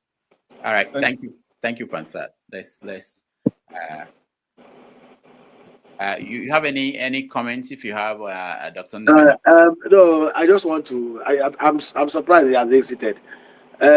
Issue also, because if you claim you're following somebody, then you must also understand what the person's ideology is. You remember in 2017, MNAK said something. You know, that was the time he had a meeting with when Ben Nwabeze was alive, Professor Ben Nwabeze. You know, he wanted to broker peace and to make everything straight. And the MNAK laid down the marker. And what he said was exactly what I was trying to say here, that we need to go back to the constitutional framework that worked for us. He simply said, give us seaports, give us international gateway, allow the embassies to be in Enugu and Owerri. I don't know why my grandmother will have to fly to Lagos to get visa to travel abroad. Let us have our own arrangement where we'll have our rate racks that will cover our legal. He laid down this, and he told the governors, if you go in there and you can extract this thing for me, I will lay down every agitation and we will continue the way we are. What basically was asking was for autonomous region. Every ethnic nationality, every region, control your destiny. Remember that in 1960, Obafemi Awolowo was even reputed to have even asked that secession. Obafemi Awolowo was, in fact, one of the most pragmatics of all the founding fathers was Obafemi Awolowo. He even wanted secession to be inserted in the constitution. Remember, he wanted secession because he knew that a time will come when things may not be the way we agree. It's okay, let people go their way separately. Others shut him down. That peaceful secession was not inserted there. And we all know the truth. Let us tell ourselves the truth. War will not solve any problem. Even after fighting war, you must still come back to the negotiation. Even after the Second World War, both the winning and the losing parties also came to the negotiation table to come and discuss peace and armistice.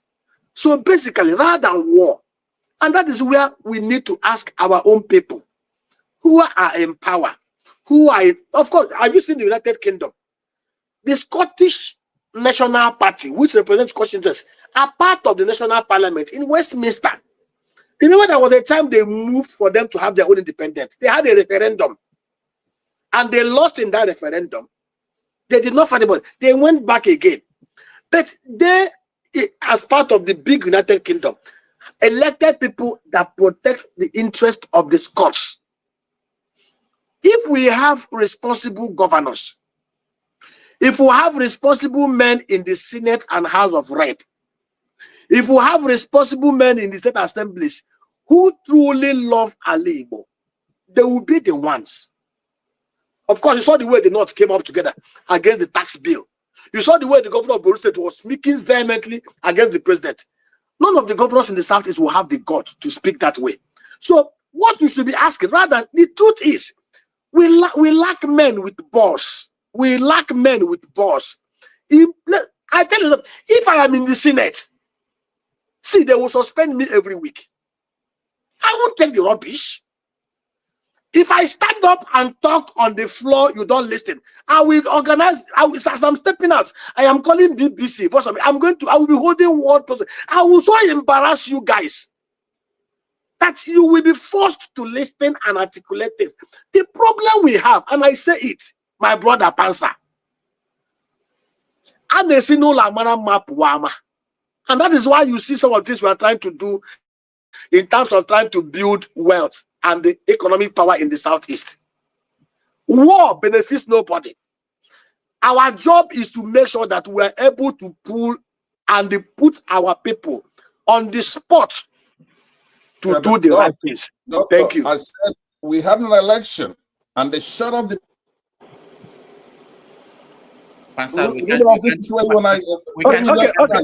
Let me say something. Right? Relax. No, it's not about that. It's not about that. We have to care about other people who are in the panel, and we want to hear them. And the guest has to go. I'll be gone in a minute. Just give me 30 seconds. I'll be gone. Not only am I going to end my comment, I'll be gone. You get rid of me. But what I'm saying is this, Doctor.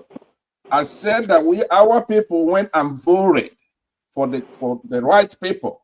For example, in the presidential would have been Peter will be there, right? So in Imo State, where you're from, the Supreme Court picked him. He's not our leader. He came in fourth or thought our people are savvy.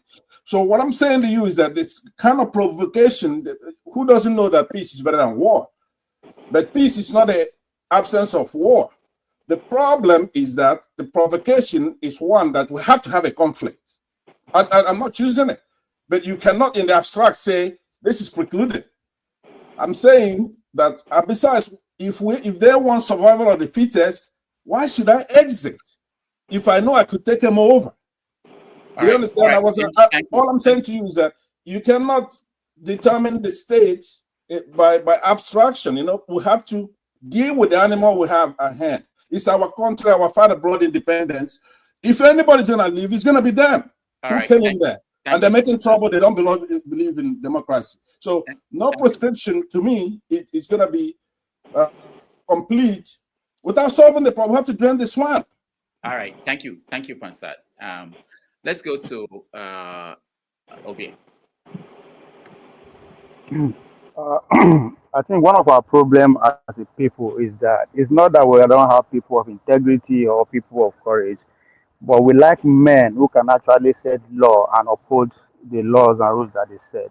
I think that's one of our major problems. Doctor, welcome to the gang. I think it's the SDP presidential candidate, Prince Adebayo, that said that we young people are victims of history. But I think I would like to say it's not just young people. We as people generally, we are a victim of history. And Doctor, I'm holding this against you, but at the same time, I understand the time constraint here. In response to Pansat's question, you alluded that we should go back to 1963 Constitution. But on the other hand, you take Obasanjo from, as far as I'm concerned, it should be in the gutter, but you put it to the highest pedestrian we can ever see. Now, let me touch a little bit on history.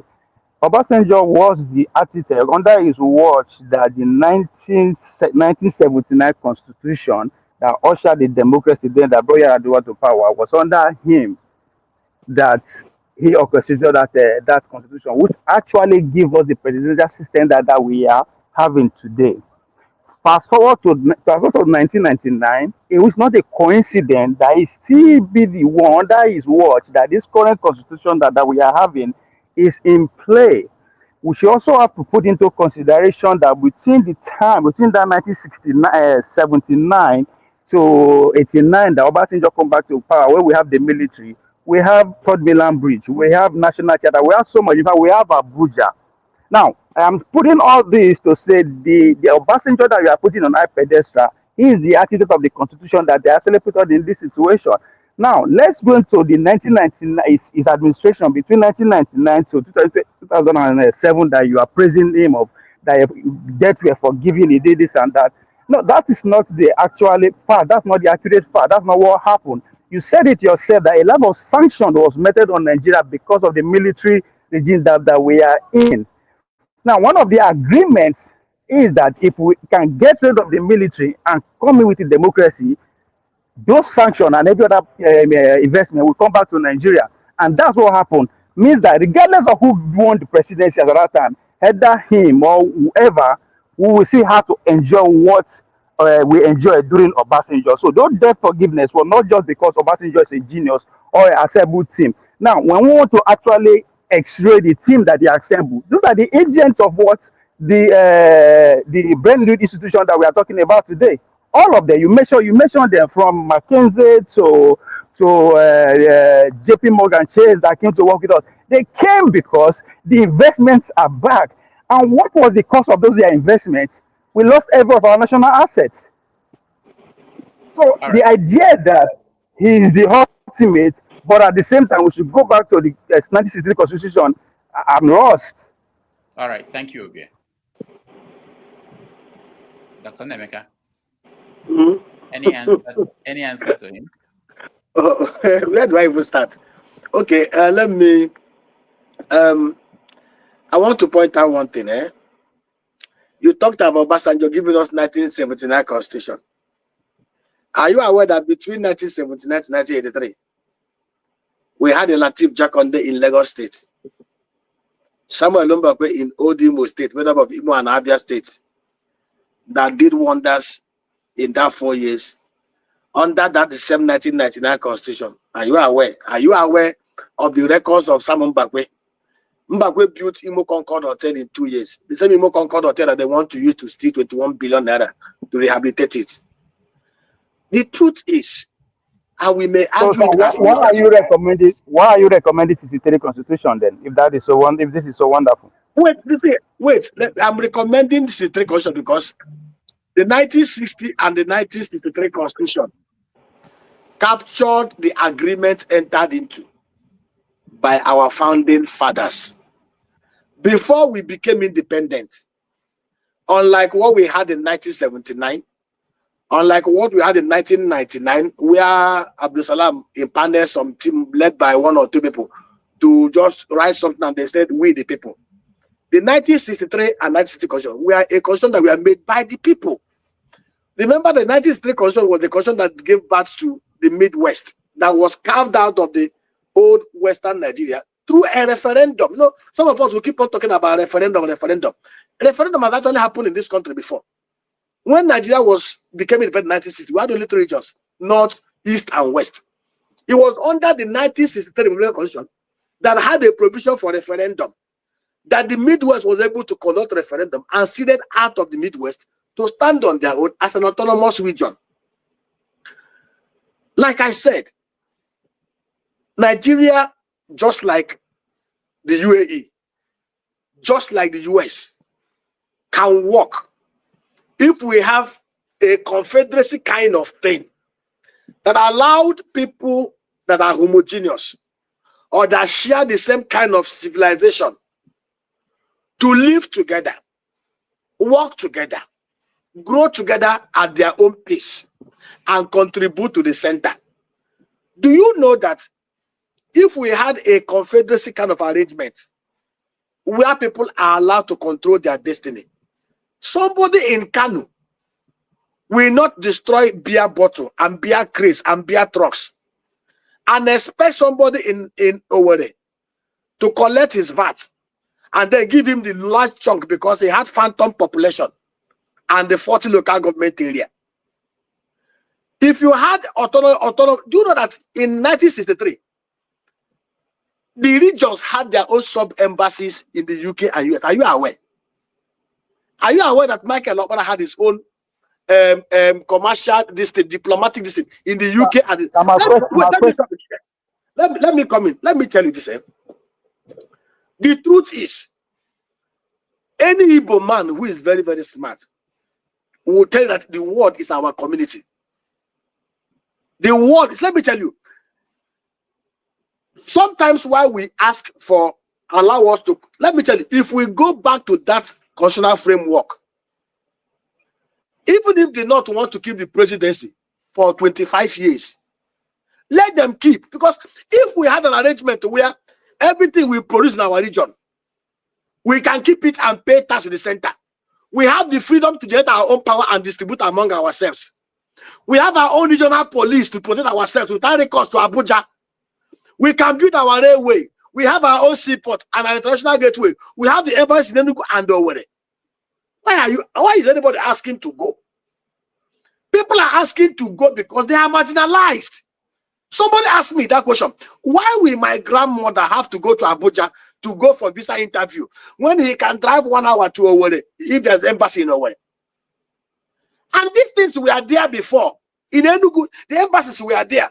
The regional government of Eastern Nigeria had their own consulate offices in UK and in America. So, my brother, some of us must try to go back and study history. I am a good student of history. I take out time. And I don't know how many of us have taken time to read the 1960 Constitution, to review the physical framework and what we have now. What we have today is not Constitution. What we have today are couple documents by Abdullah Abubakar and his gangsters. And that is why we are where we are today. So I want to implore, and for us to even have it, for us to even begin to negotiate and discuss, we must have bold men. And I say this, do you know if we have 5 governors in the Southeast who are very bold and who can talk the mind of Ndigbo, everybody will sit up. You talked about somebody that number 4 became number 1. And a re-election was held in Imo State in November 2023. Let me tell you something that will shock you. 99% of the ad hoc staff that conducted election in Imo State are Ndigbo. The 27 electoral officers were Ndigbo. The returning officer was only Igbo. Abia State was not rigged because Nnaemeka stood his ground and said, I will not allow it. They dragged her to Abuja. She refused. If the 305 ward collection officers who refused to change the results, if the 27 local government electoral officers who refused to change, let me tell you, I am not saying it, I'm saying it on live television. Anybody knows that in my ward, you cannot rig an election in my polling booth. My father gave birth to 6 boys and 2 girls. Ask anybody. Even before we were so poor. But people knew us for one thing, because my father is a man who believed in principles. The deputy governor of Imo State then was his childhood friend. They will never allow PDP. The only place Ojukwu won an election in our ward was in our polling booth. We stood our ground. Nobody will rig. My younger brother was thrown into a booth and carried away. The second one came and said, kill me, you will not rig. If we as Ndigbo, no external person came to conduct election in the Southeast, all the criminal things that were uploaded on Beavers, or the one they wrote after Beavers was shut down, were written by our people. APC scored 69,000 votes in Imo State. You and I know that there was no vote for APC in Imo State. In Okigwe, they wrote 39,000 votes for APC. In my own ward, there was no election anywhere because of insecurity, but they wrote 11,000 votes. What are we talking about here? People that wrote that are Ndigbo, not Fulani, not Hausa, not Muslims, not Yoruba. If all of us as a people, if Nnaemeka says you can't rig in my ward, you said nobody can rig, you now call your brothers in the village and warn them that you will cut them off if they rig for APC. Nobody, Nnaemeka, if not for Nnaemeka, Abia will have been in prison today. Why we blame the president? We should blame ourselves. They are able to do what they do because a majority of us are very greedy at the whip of the dollar. Who are those that launder money for them in America and the UK? Who helped them to buy properties? There are people. Every one of us should stand up and stand for what is right. And when we do it, this land will move forward. Thank you, Dr. Nnaemeka, and thank you, Ovie. Let's go finally to Chim. Chim, you have the final question. And it will be a very short one. Thank you very much. Because I didn't meet the initial conversation, so I don't really have deep context on which to ask any question. It will be very unfair. The only thing I want to say is thank you for your candor and being bold enough to speak the truth. And just to add to one of the things you said, for those who don't want to know history, because people call me a lot and say all sorts of things, and sometimes I wonder what books exactly they read.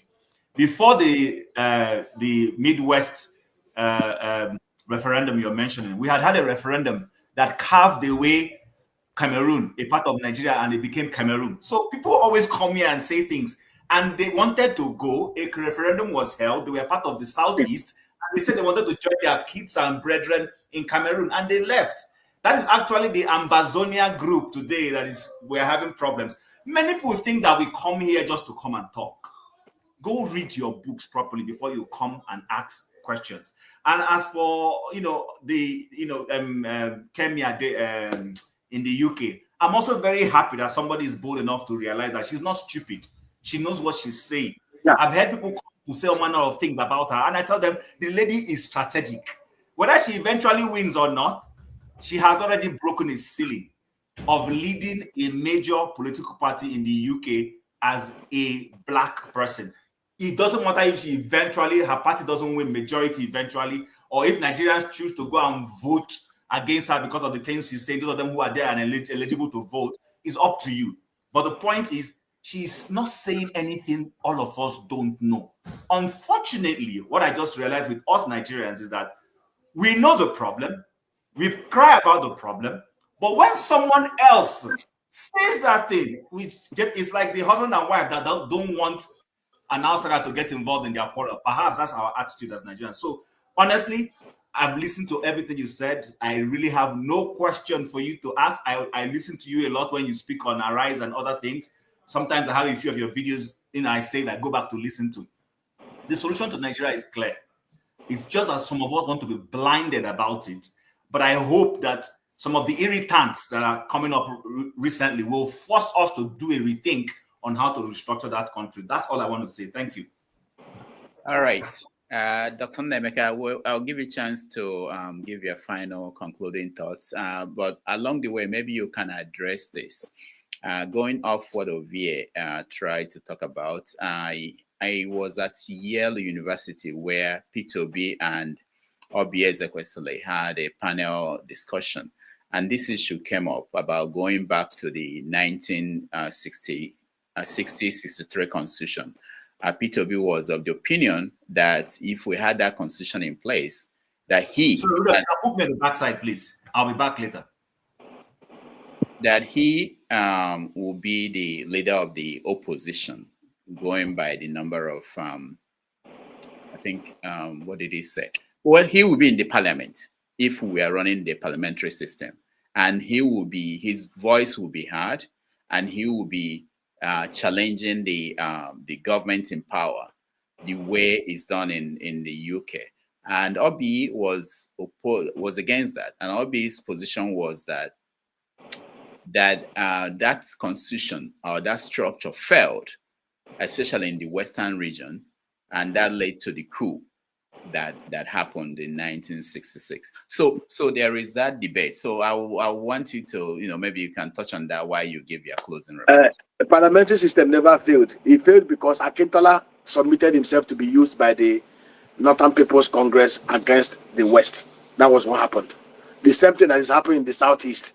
People have given themselves up to be used against their people. And I say this thing to everybody who can listen. See, I don't so much believe in recrimination. I don't so much believe that anybody can hold me down against my will if I sincerely want to get off from where I am being held. The Igbo nation is too powerful to be held down if we are very sincere. See, Rudolph, what I see is that people come out in the public, they grandstand, They say all manner of things. But at a little whiff of the dollar, they will change 360 degrees from their position. Elections were held in Nigeria. If all the participants in that election, from the 176,824 polling officers to the 8,809 ward collection officers to the 774 local government EOs to the 36 government state collection officers, if each and every one of them had stood their ground like Professor Nnaemeka, shut down Bivaso, shut in Bivaso, remove Bivaso, eliminate Bivaso, nothing will have been changed. Because somebody will have to write and sign and seal before you can transmit to the next level. Nena stood her ground. They wrote 109,000 votes from opening to smuggling. She refused. She was threatened. All manner of offers were given to her. She refused. They ferried her to Abuja. Only God knew what they did to her. The woman still came back and refused. And today, Abia is having a new lease of life. Because one woman, not a man, stood her ground and I said no. And I say it. If in Imo State, the people that conduct election in the Southeast, remember, they said the vote of the Southeast was suppressed because some areas where they took election materials late. Who are the drivers that took it late? Who are the officers that ordered those? They are Igbo. We are known in the olden days as people who respected the white man. When they came to the old Eastern Nigeria, never saw prison, never saw madmen, because we had a culture. I grew up in a village where women were so powerful. One of my uncles smoked Indian hemp. The women gathered and carried all manner of death in my village and came and poured in front of my father's house. The next day, my father kicked his brother out. Because my father doesn't want anybody that will bring shame to him. His blood brother, the same mother, the same father. That was powerful communal laws. We had a law. You don't dare allow your goat straight into another person's farm. If the person catches that goat, it's become pepper soup and asu for the rest of the community. The problem we have is that we have our value system eroded. Everybody wants to. Have you seen the average Igbo man?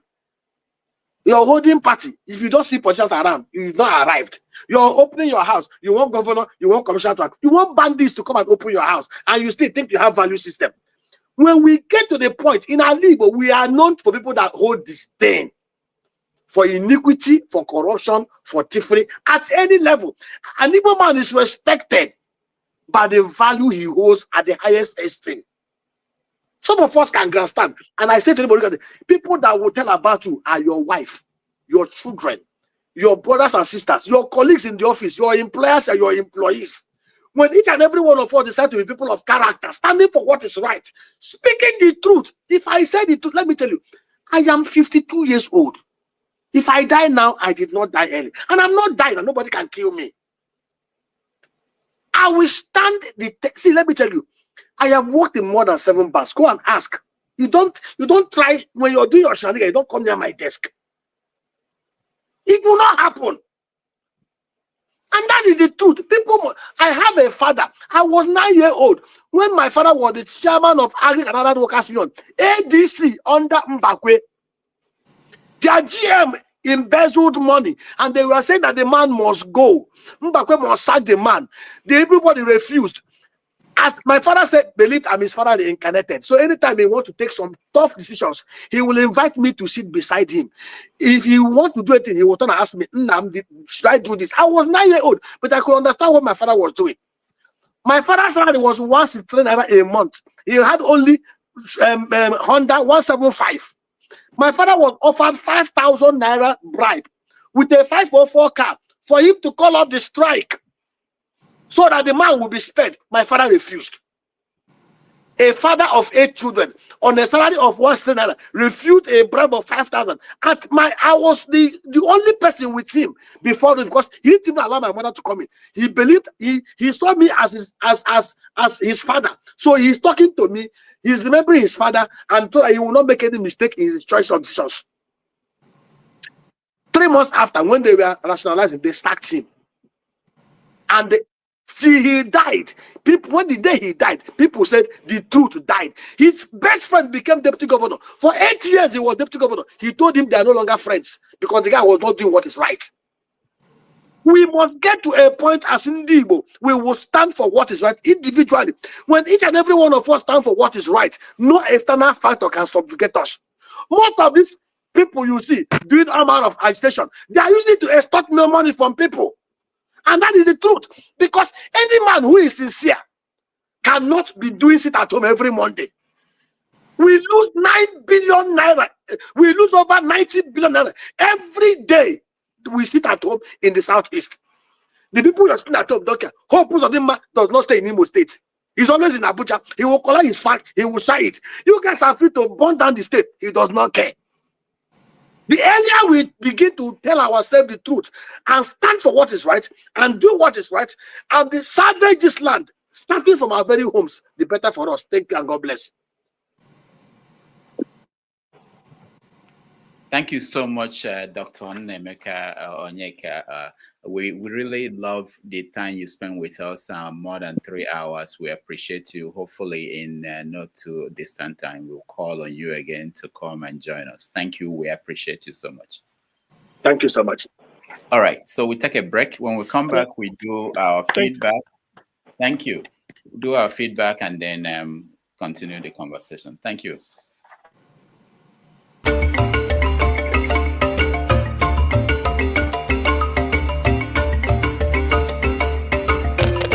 Thank you, Nnaemeka. Thank you for coming.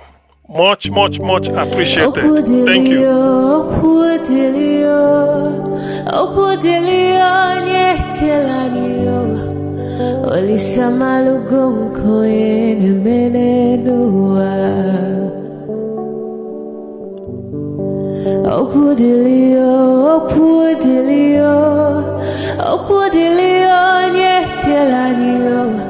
Chukuna malugo yo biadi ocha Agaranya chogo kowe bili Agaranya chogo kowe rienio Owe chuku bezie chuku Nuche chukwa busigi fege meo Nuche chukwa busia ifege meo Nifo solo ne asi alibazie Oboye bebe agaranya muliba Oboye wuru agaranya mebibe solea Mano agaranya mua Oboye afyozie nipa kwa Agaranya chogo kowe bili Agaranya chogo kowe rienio Oboye chikubezio lisa Kodili ma kodili bemo Kodili wakema kodili wanima Naino kwane we beluge beluo Kodili ma kodili bemo Kodili kemo kodili heyo Ibedwe me wanem Nikadie zibohimo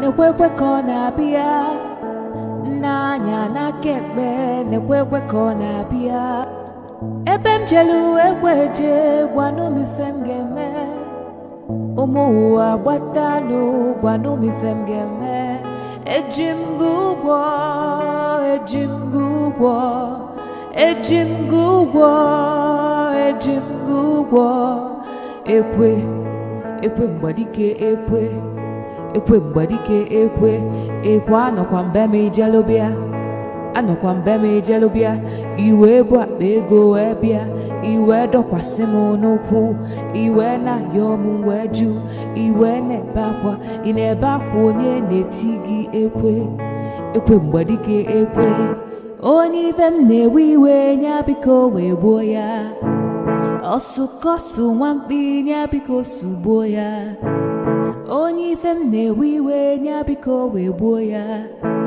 ọsụkọsụ nwamkpi nya biko sugbuo ya, selense.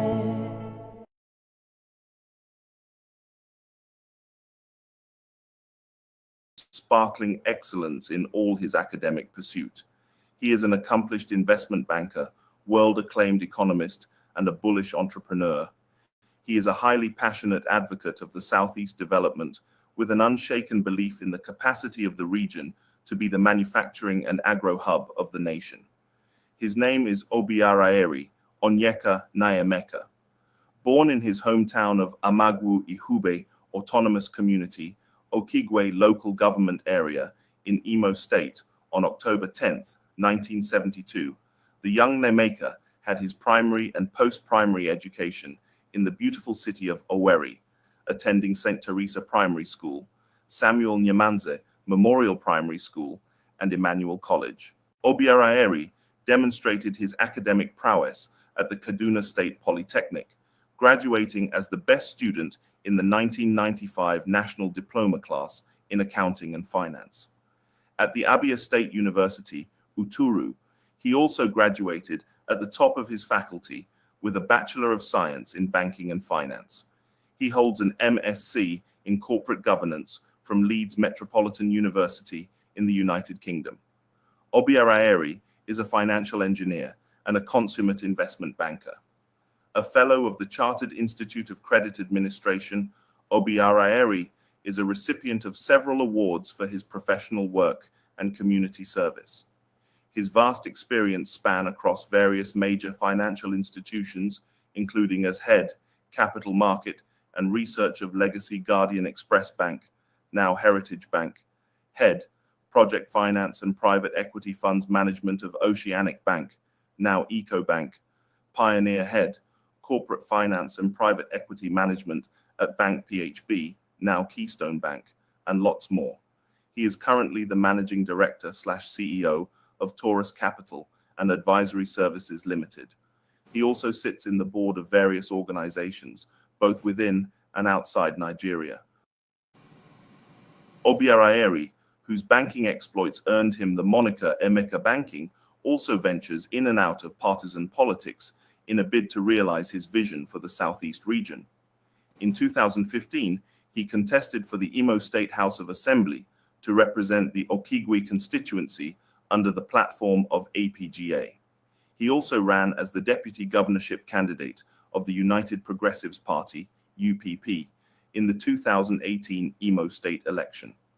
The UPP governorship candidate described Obiaraeri as a man who has distinguished himself and championed a lot of investments across the length and breadth of this country, and he is a trainer administrator.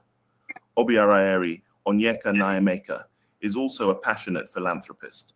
He has supported widows by providing shelter and clothing for them. He has donated vehicles to women groups, clergy, and educational institutions to ease transportation. Dr. Obiaraeri has provided transformers for rural electrification for various communities in Okigwe local government area. He also provides business grants to youths, women, and artisans. His bursary and scholarship scheme has given succor to many students in their educational pursuit. When he speaks of development in the Southeast, he exudes passion. That burning passion is what drives him to continue to provide innovative solutions to the developmental challenges facing the region and Nigeria.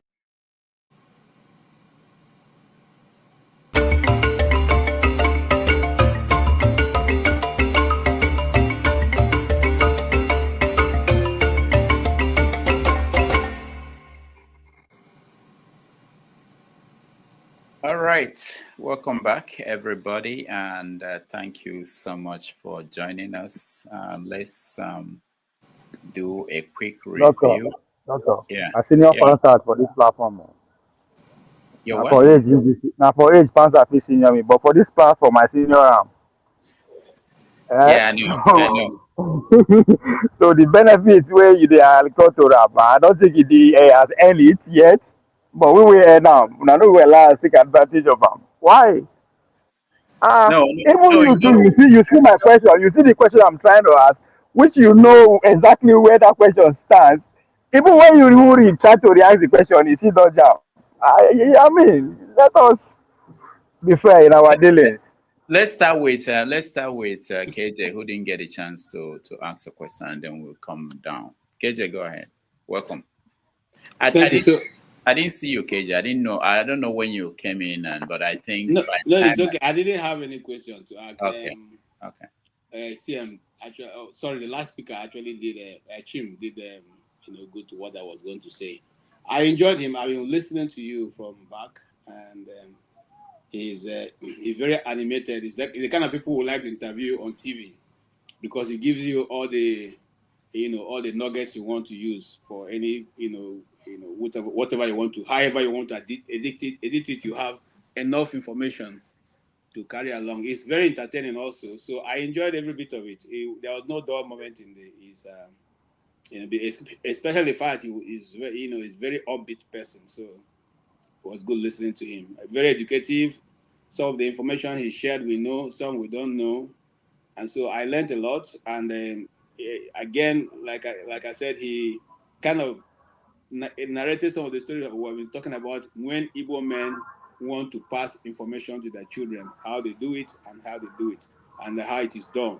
And so I was happy listening to him. Thank you so much for bringing him, and I hear other people also thanking you for bringing someone like that who can give us information that we will chew on, all of us. Thank you, sir. All right, thank you, KJ. Let's go to Kenneth. Yes, Dr. Damages, thank you once again for having this kind of guest to come and educate a lot of us. Yes, he's well informed, and as you can see, the hype man detailing his resume is, I don't know what is wrong with that hype man. But, they say that you can't hide the moon. When it's out to shine, it must shine, So Dr. Nnaemeka is very educated, as you all can see, well informed with what is going on in Nigeria. I agree with him in a lot of things, but I differ in some. So I agree with him when it comes to, I on the comment section, I didn't know what I I don't want to say shout, but I say I like this man. When he was telling us if he were in the National Assembly, be getting suspension every day. I like that kind of person. I know great attitude that you must listen to what his people want. You must give him a listening ear. I like that kind of person, not the kind of person that when you shout on, he will just come like ice, So I like that spirit, the spirit of I know greed. But the question I asked, I think I would say that he forgot to answer that question when he told us how his farmland was destroyed in some part of Igbo land. And I wanted to know who actually did the destruction. Was it the youth of that community? And I think from his explanations, the destruction came from the youth of the community. And this is unlike our people. We don't do that. From where I come from, and I think is replicated in other part of Igbo land, you don't destroy crops. Some of us see it as a taboo to destroy crops. It's an abomination in Igbo land. Abomination, yes. It's an abomination to destroy crops. That can only happen if the land in question is in serious dispute. We all know how some, I don't want to use some languages on our elders, how some careless elders will team up, emerge as leaders and begin to sell community land that everybody owned together, they will begin to sell it off. So I wanted to know if that land was actually in dispute. I think that's the only way. He acknowledged that during the interview when he said it first. Okay. He acknowleded that. Yeah. Okay, That okay, but okay. they didn't know. They didn't know when they acquired But it. the body, okay. So that was the clarification I wanted to, Yeah, because I know Igbo land, southeast is the most, is the safest part of Nigeria where everybody is free to come and invest. It's very surprising to hear the likes of this man that used to be in PDP, and he was found wanting in criminal activities. He was arrested, and then he joined journalism and now employed by Arise TV. When he was saying that in Igbo land, Igbo people don't sell land to people. I wanted to ask him to go now, let him rush now. There's this boy in Anambra State, Bilod. He's seriously selling off his he's selling properties in one of his estates in Oka. Ruben Abati should go and buy. You are free to buy. There is one again, very beautiful place in Oka. They call it Oka Millennium City. It's a very big, beautiful estate. It's on sale. Ruben Abati and his likes should go and buy. Nobody's stopping them. We have real estate agents everywhere in Southeast selling off properties. Nobody is stopping you from buying.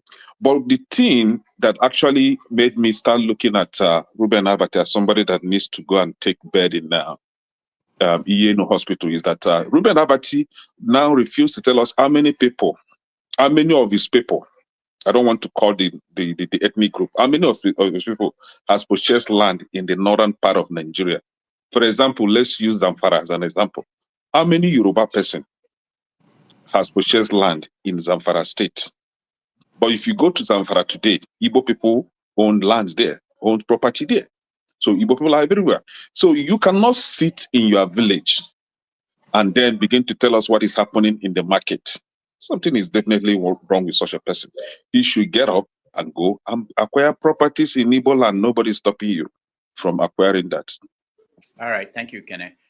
Ovie. Yeah, remember I was telling you yesterday, well, maybe now off a topic that I get an offer for you. I think what your guest fits into what I actually have in mind. I think the time constraint is not, the time is not fair for me. He has a lot to say, and he has said a lot. That's a fact. There's so many things from economy to power. There's so much he has said, right? So I think he needs now. This is the person who go sit down with for like 3 hours straight, right? Just to, because there's so many things I want to hold him against. I mean, especially not just say when people they use countries as an example, China or da. It's important for us to put context to it, right? The history before that country be like that, why that country be like that. It helps us to actually understand why our elites they behave with what they are doing. Because if you look what it, if you pay attention, the question I asked him was, on one hand, when he did respond to Pansat, is recommending 1963 constitution. Okay, but on the other hand, you are glorifying Obasanjo, and I was like, hold on a minute. The constitution that you are holding so much, now Obasanjo now squash him. He died when Obasanjo come to power. When the youth school come out, they assassinate Murtala Mohammed. A lot of people don't know this. Why they assassinate him? Again, when I thought we are back in the 60s, that's what I'm talking about. So when they assassinate him, when Obasanjo come, they have to now polish the constitution that usher the next democracy in, which is Yaradua. When they just say, well, now Obasanjo, they don't understand what happened. Now, the difference between that constitution and the one when they come, because it is not a coincidence, right, that they bring and come up for prison to come and champion the new constitution that they know so much about. Because now that first one when he bring also now in the beginning of our presidential system, so they just polish them a little bit to give us what we have today. So how come you are recommending to pass out that we should go back to 63 constitution, but on the other hand, Obasanjo is the alpha and omega? It doesn't add up. So if you want to glorify Obasanjo, We have to put everything together. Even the credit that everybody is giving Obasanjo when Obasanjo come, free debt, free debt. It's because you don't understand how the world works. And I'm not saying he doesn't understand. That's why I said there's a lot because he crushed a lot of things there when he was talking about the sanction. Because no people know they able to talk about that. For him to understand that, I respect that for that. There was a lot of sanction. That is the baggage that comes with the military system. Nobody say the military system bad like that. Ovie, let me help you with that before it comes to my turn. Now, this is your time. When you be patient now, when it's your after me, you go talk. Be patient. Use your time. See, that's the problem right there. No. I know what I'm talking about. Let me learn. When it is your turn, you use them. Don't use my time. I beg. Yeah, I beg. Okay, the only thing I question in what you're saying is Obasanjo wasn't responsible for the dumping of the 63 or 60 constitution. You can say that he was responsible for the coming in of the 79 constitution, but he wasn't responsible personally. If you said the military, yeah, okay, but not Obasanjo. Now, again, I like the fact that you say, hold on. He's been going on. Like, Like, why? Go ahead. What fun? Now you can say all of them actually take turn. Him, even the Yaradua himself. Then all of them take turn. If people die in that team. Now him, because all these things, when you get access to declassify information from CIA, then when you read their communication, you could put one thing together. You understand what I'm talking about? There's a two. They brought 2 points. They do 20 points into the constitution. What are the 20 points? Why is nobody talking about it? So I am not saying Brian only him, but he's the henchman because now he carry the baton at the end of the day. Now they give the presidency, right? When they say give the credit when he was leaving that they hand over to civilian, he got the credit. So if he's getting the credit, he should get everything that comes with it. The same thing if he's getting the credit of the Western taking their need off our neck because of the military and start bringing in investment, pouring everything, and bringing in their agents too to come and supervise those agencies and sell up our own national assets. If that is progress, I please somebody should educate me more. So he's missing so much. But now that when I can't listen to the last part where you play video that he's a politician, a conservative House of Rep, now everything makes sense to me. He's good at what he's doing, the way they talk, but most of them know how to. Thank you, Ovie. Now, Pansat. Yeah, thank you very much. Unless this place is cleaned up and people like Ovie are brought in place here, I'm gonna stop coming on this platform. I'm very serious. Stop coming. Now, KJ, I'm happy you invested money in your uniform because that's gonna save us some money when we finally. It's the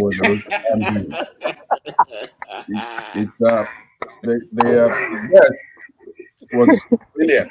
It's a brilliant guest, right? But you wouldn't expect anything less from our intellectuals because they actually went to school and got 3 degrees, even from the southeast. See, that's one thing. One thing we benefit from the marginalization we have in Nigeria, especially after the war. All these Yorubas and Hausas, in competing with the Igbos, they start passing certificates to one another to have more certificates than we do. But we have to suffer by going to school. It was like an army going to school in Nigeria. So we have the real certificates, and you could tell when we have guests here who have similar certificates from all the rest of the country. Our people actually know the stuff. You'd be marveling at them reeling it off, statistics. Whatever it is, they know it. They know this. They know the actual stuff, right?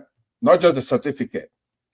But having said that, now the gentleman and I, we do disagree on very, very fundamental issues. If we have a seat at home that's depriving these governors of money, that's exactly what we want. Seat at home is meant to do exactly that. And for him to come and prescribe that we in the Southeast should be populated by angels before we have a break in the country. That all, according to him, the returning officer, everybody there should be angels, and then they're gonna let us in. Well, that's unacceptable. If everybody's angels, then we should be angels. You cannot make demand on us to be super Nigerians. So he's wrong about that. Now, we also, he agrees there's an intersection where Islamic tradition and then what they call Western tradition, which is everybody else. It's actually secular. There's a clash. And what they've been doing for 60 years now or more is going to the point of provocation to say, we did it, what are you going to do? You understand? That's a big difference. When somebody knows, for example, somebody was talking about, even him was talking about doing the right thing at the prison level. These northern Muslims don't give a damn. When it comes down to that Supreme Court, the court can overturn it. No matter what you did here. It's getting to the point that people went and got PVC voted, right? We're waiting for the results. This Mahmoud, who is actually a terrorist, I've made my case. Go and look at his background. What was he doing before he was appointed? He's a professor of guerrilla warfare. See, in politics, as Rudolph, if you think I'm wrong, interject me when I say this. Politics is war by another means. That's the definition of politics. War by another means. So we have somebody shut off a beaver machine, right? And release results in the adjunct other elections like the Senate and the House and everything, but then held down the presidential election and then declared the result by force. And we're supposed to just take that? No, I'm trying to educate you, everybody who's listening to me. We're not done with that. That turning off that beavers and rigging that election is not over. It's just that it's going to take a while for all these the lazy youths we have here, our people, right, who think that they're going to just hand you over power. Nobody's going to hand you over power. You're going to have to go there and take that power back from them because we can. Don't reason like minorities like Ovie here because he cannot do anything. But we can. So you could stay and you bring intellectuals and you see me agree with them generally, like the guy here, brilliant, right? But he gets one thing wrong. We're not going to be angels while we're dealing with devils. We cannot do that. So what I'm saying is that, yes, if you are, any number 70 over 0 is infinite. But if you multiply that 70 by 0, then it's 0 again. If we have brilliant people in that south, coming from that southeast, or in the southeast, or in the north, as long as we have people who are undemocratic by the tenets of their religion, they're being deceptive, right? That's one thing I could knock them for that, right? They're liars, they're deceptive, they don't like democracy, but they don't want to admit it. So they're using deceitfulness, equivocation, fraudulence, right? Sophism to do what they're doing. At some point, they're saying, if you catch us, then we'll go to war. So now, let me end by saying this. All the prescriptions that the August guest we had here has, right, are things that are impossible. Those people are not going to agree to those things.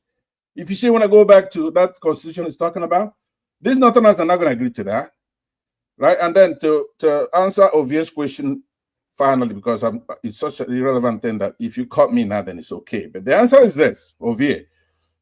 For Obasanjo to go from military into democracy is the big deal.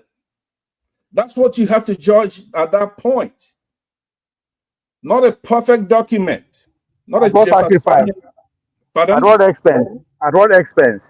Yeah, what I'm saying is that going from a military dictatorship, just like right now, we want to change the constitution.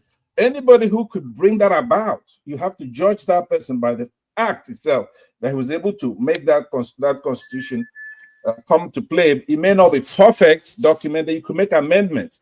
For military to hand over power to a civilian, you young people don't know what a big deal it was, because by the time one person is done, even if it's agreeing to it, then there'll be a coup to remove that person. So going from military dictatorship to what we have now, a quasi-democracy, as shambolic as it is the achievement. So when you be guarded in what you're saying, all right? Thank you very much. Thank you, Pansa. Let me just point out that, I saw a comment that actually touched me on the comment section. I think I forgot who wrote it, but it was something about why do we indulge Pansat? So we don't. If you notice what happened today, I actually wanted to cut him off, but the guest who, probably doesn't know Pansat and the antics thought that Pansat is an elderly man. Which Rudolph, sorry for cutting you short. That's exactly how our leader make excuses. We don't know that. Now, our brother. That's who we are. Okay, hold on. So he didn't know, and I was trying to use my judgment to say Pansat should stop, but he wanted to hear more, and I respect the guests, whoever comes here, to give us 3 hours. If they want to hear, hold on, Pansat, don't speak yet. If they want to hear, the epitome of decorum. It should be the standard here. We should all be looking up to him here. Anything short than that, no excuse. If our guests should say, I want to keep hearing from Ovie, I can't stop them, So I noticed that he wanted to hear more from Pansat, so I allowed him. But again, for Pansat, my question for you is, as someone who I take it by now, I think most people watching you and listening to you know your talking points. And for them, they think, this is Pansat being Pansat. I don't think there's need for me to put disclaimer anymore that what Pansat is talking about, that this platform does not support war with anybody or even taking over, not even war, because Pansat doesn't present it as if it's going to be a war. It does that he will just move in and take over the territories. So I think it's more like comic relief. I don't think Pansat is serious, or if he's serious, well, he could see that people from different parts of corners of the world are not buying that. Of course, it's not something anybody should actually be throwing out there. So that's how I take it. But for those whom I want to know, You are literally saying the platform is not serious. That's what you are saying. Okay, hold on. Let me finish now. So if for any reason a guest is here and the guest wants to hear from any of the panelists, and it happens several times, sometimes I think I want to stop somebody. They said, oh no, we want to hear. I can say no to that. All right, let's hear from Ike. Ike, go ahead. I thought you wanted me to... No. You say something, you don't... No, not straight, because that would mean that you speak for another 5 minutes, and we don't have that kind of time. Ike, go ahead. Good afternoon, good morning, good evening, everybody. Happy Sunday to every one of us.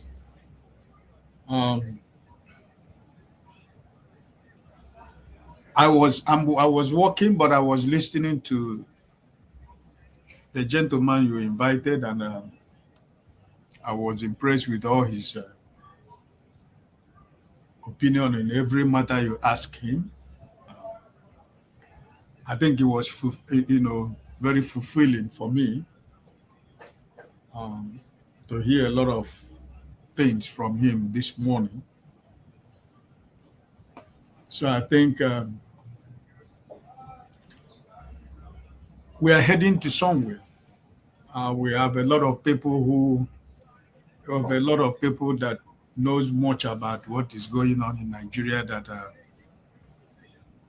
can be able to give us so many things that we don't know. Somebody like me, there are so many history he packed here.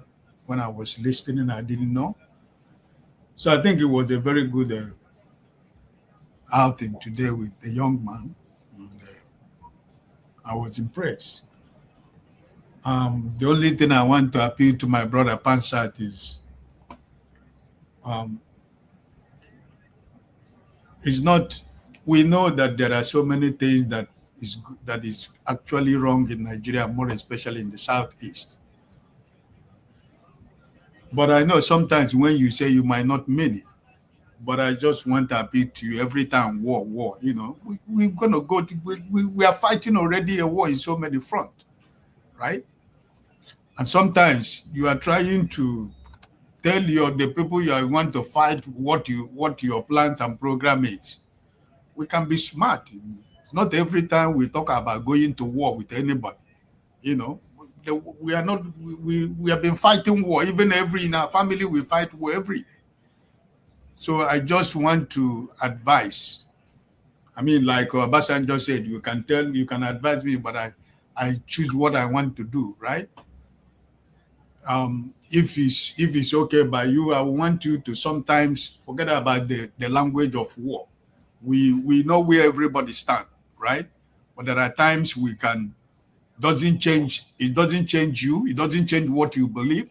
It doesn't change the fact that we know that there is war going on in so many fronts in Nigeria, in our country, and more especially in the southeast, right? So that, like Rudolph was trying to say, that you don't mean when you say war, But it's not only him that understood or understand that you don't mean it. But we have a lot of people here who misconstrue that sentence every time when you talk about war.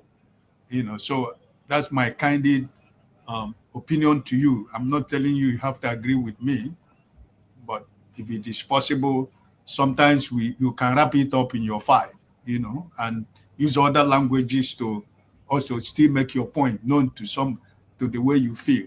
This is what I just think for now. Yeah, God bless you.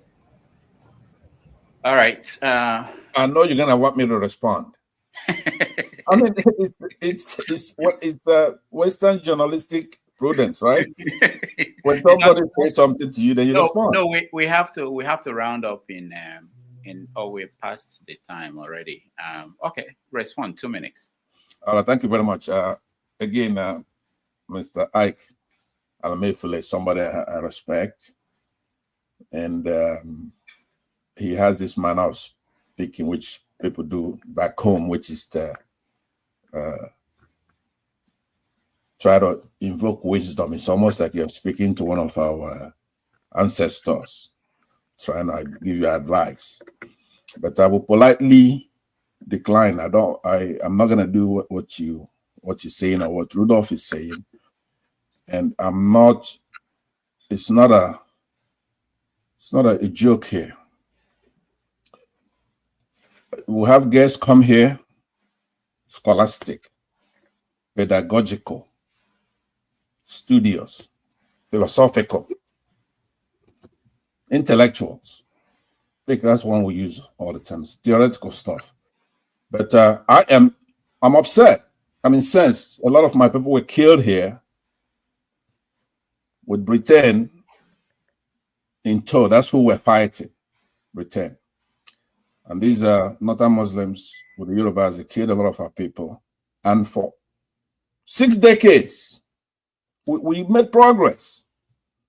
We came back from the wars, no victor, no vanquished, and we went back as brothers and started going all over, north, south, east, and west. But now we know that they're just playing. They're playing with us and wasting our time. I'm saying if these intellectuals, they want to look at it, I'm saying that the war, we were fighting Britain and all that. It was an alliance war, using northern Muslims to fight us. And I know they're serious. They've been doing the same thing over provocation upon provocation. They capture, like in Nnaemeka, most people in the past, even Obasanjo, they went to jail politically. You put somebody in jail after the administration, you release them and you move on, right? Except when it comes to us now. Most leaders, they come from jail and they become president and all that. It's politics. But ours, they capture our people and they leave them there, and provocation upon provocation, very short periods of time. We'll do an election, you shut it off in front of everybody. We spend the money to do it, and we keep wasting our time. Now, I'm saying, even starting the last war, if we went toe-to-toe with all these irritants from the north and the southwest, the bad ones, we'll defeat them in no time. We will. So if we're doing survival of the fittest, why are you shying away and talking nonsense about it? I'm saying it, but they're doing it. And I haven't even done anything yet. I'm saying what they're doing, and you're telling me don't say what they're doing. Is it fair to come in front of our people, our Ndibo, our elders go and they say, hey, look, release this man, release him, do this, and they won't listen. Our jurists go to the Supreme Court and they say, look, this election, here's the evidence. They toss it out. They humiliate our legal luminaries. So now it's gotten to where some other people from other tribes, like Yorubas, like Dele Farutumi, he will say something that is the truth. Just because he says, okay, we're going to go, we may want to sit at home. For that, he's gone. If Showore goes and meets with Nnaemeka, Showore could do anything in the past. He doesn't really, he's not Igbo-nized. But once he goes and meets with Nnaemeka, he's Igbo-nized. They're going to beat him up in front of the courtrooms and try to shoot him. If it's Nnaemeka, if it's Dele Farutumi, you're going to see the nexus. Is that the hatred for the Igbo and the disrespect. So, Ike, I'm sorry. You have to go and do exactly what KJ is beginning to do. Go get your uniform. Go and train to the nearest range. We are going back. No matter, as far as I'm concerned, if they don't want it, then they should stop. It's not about the talking, it's what they're doing. Turn that beavers back on, releasing Nnaemeka and other political prisoners.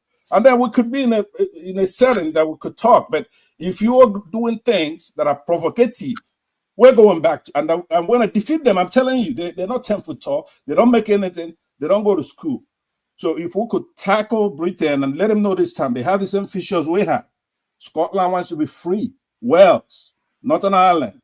So it's a little England coming and taking our resources, setting prices for our commodities, picking our leaders, right? So I'll end it right there. All I'm saying is, Ike, you should be able to join me and compel our people to get ready for battle because it's coming. We're dealing with recalcitrant ideologues who have no respect. Thank you. All right. On that note, I want to thank everybody that joined us today. I appreciate all of you. I will be back next week, Saturday and Sunday, with different guests, and hopefully we'll find the best. And for those who are interested in reaching our guests today, please send an email to drdamages@gmail.com. I will forward it to him. Okay. Thank you again, all the people that supported us through Super Chat. AB, thank you. Kulata, thank you.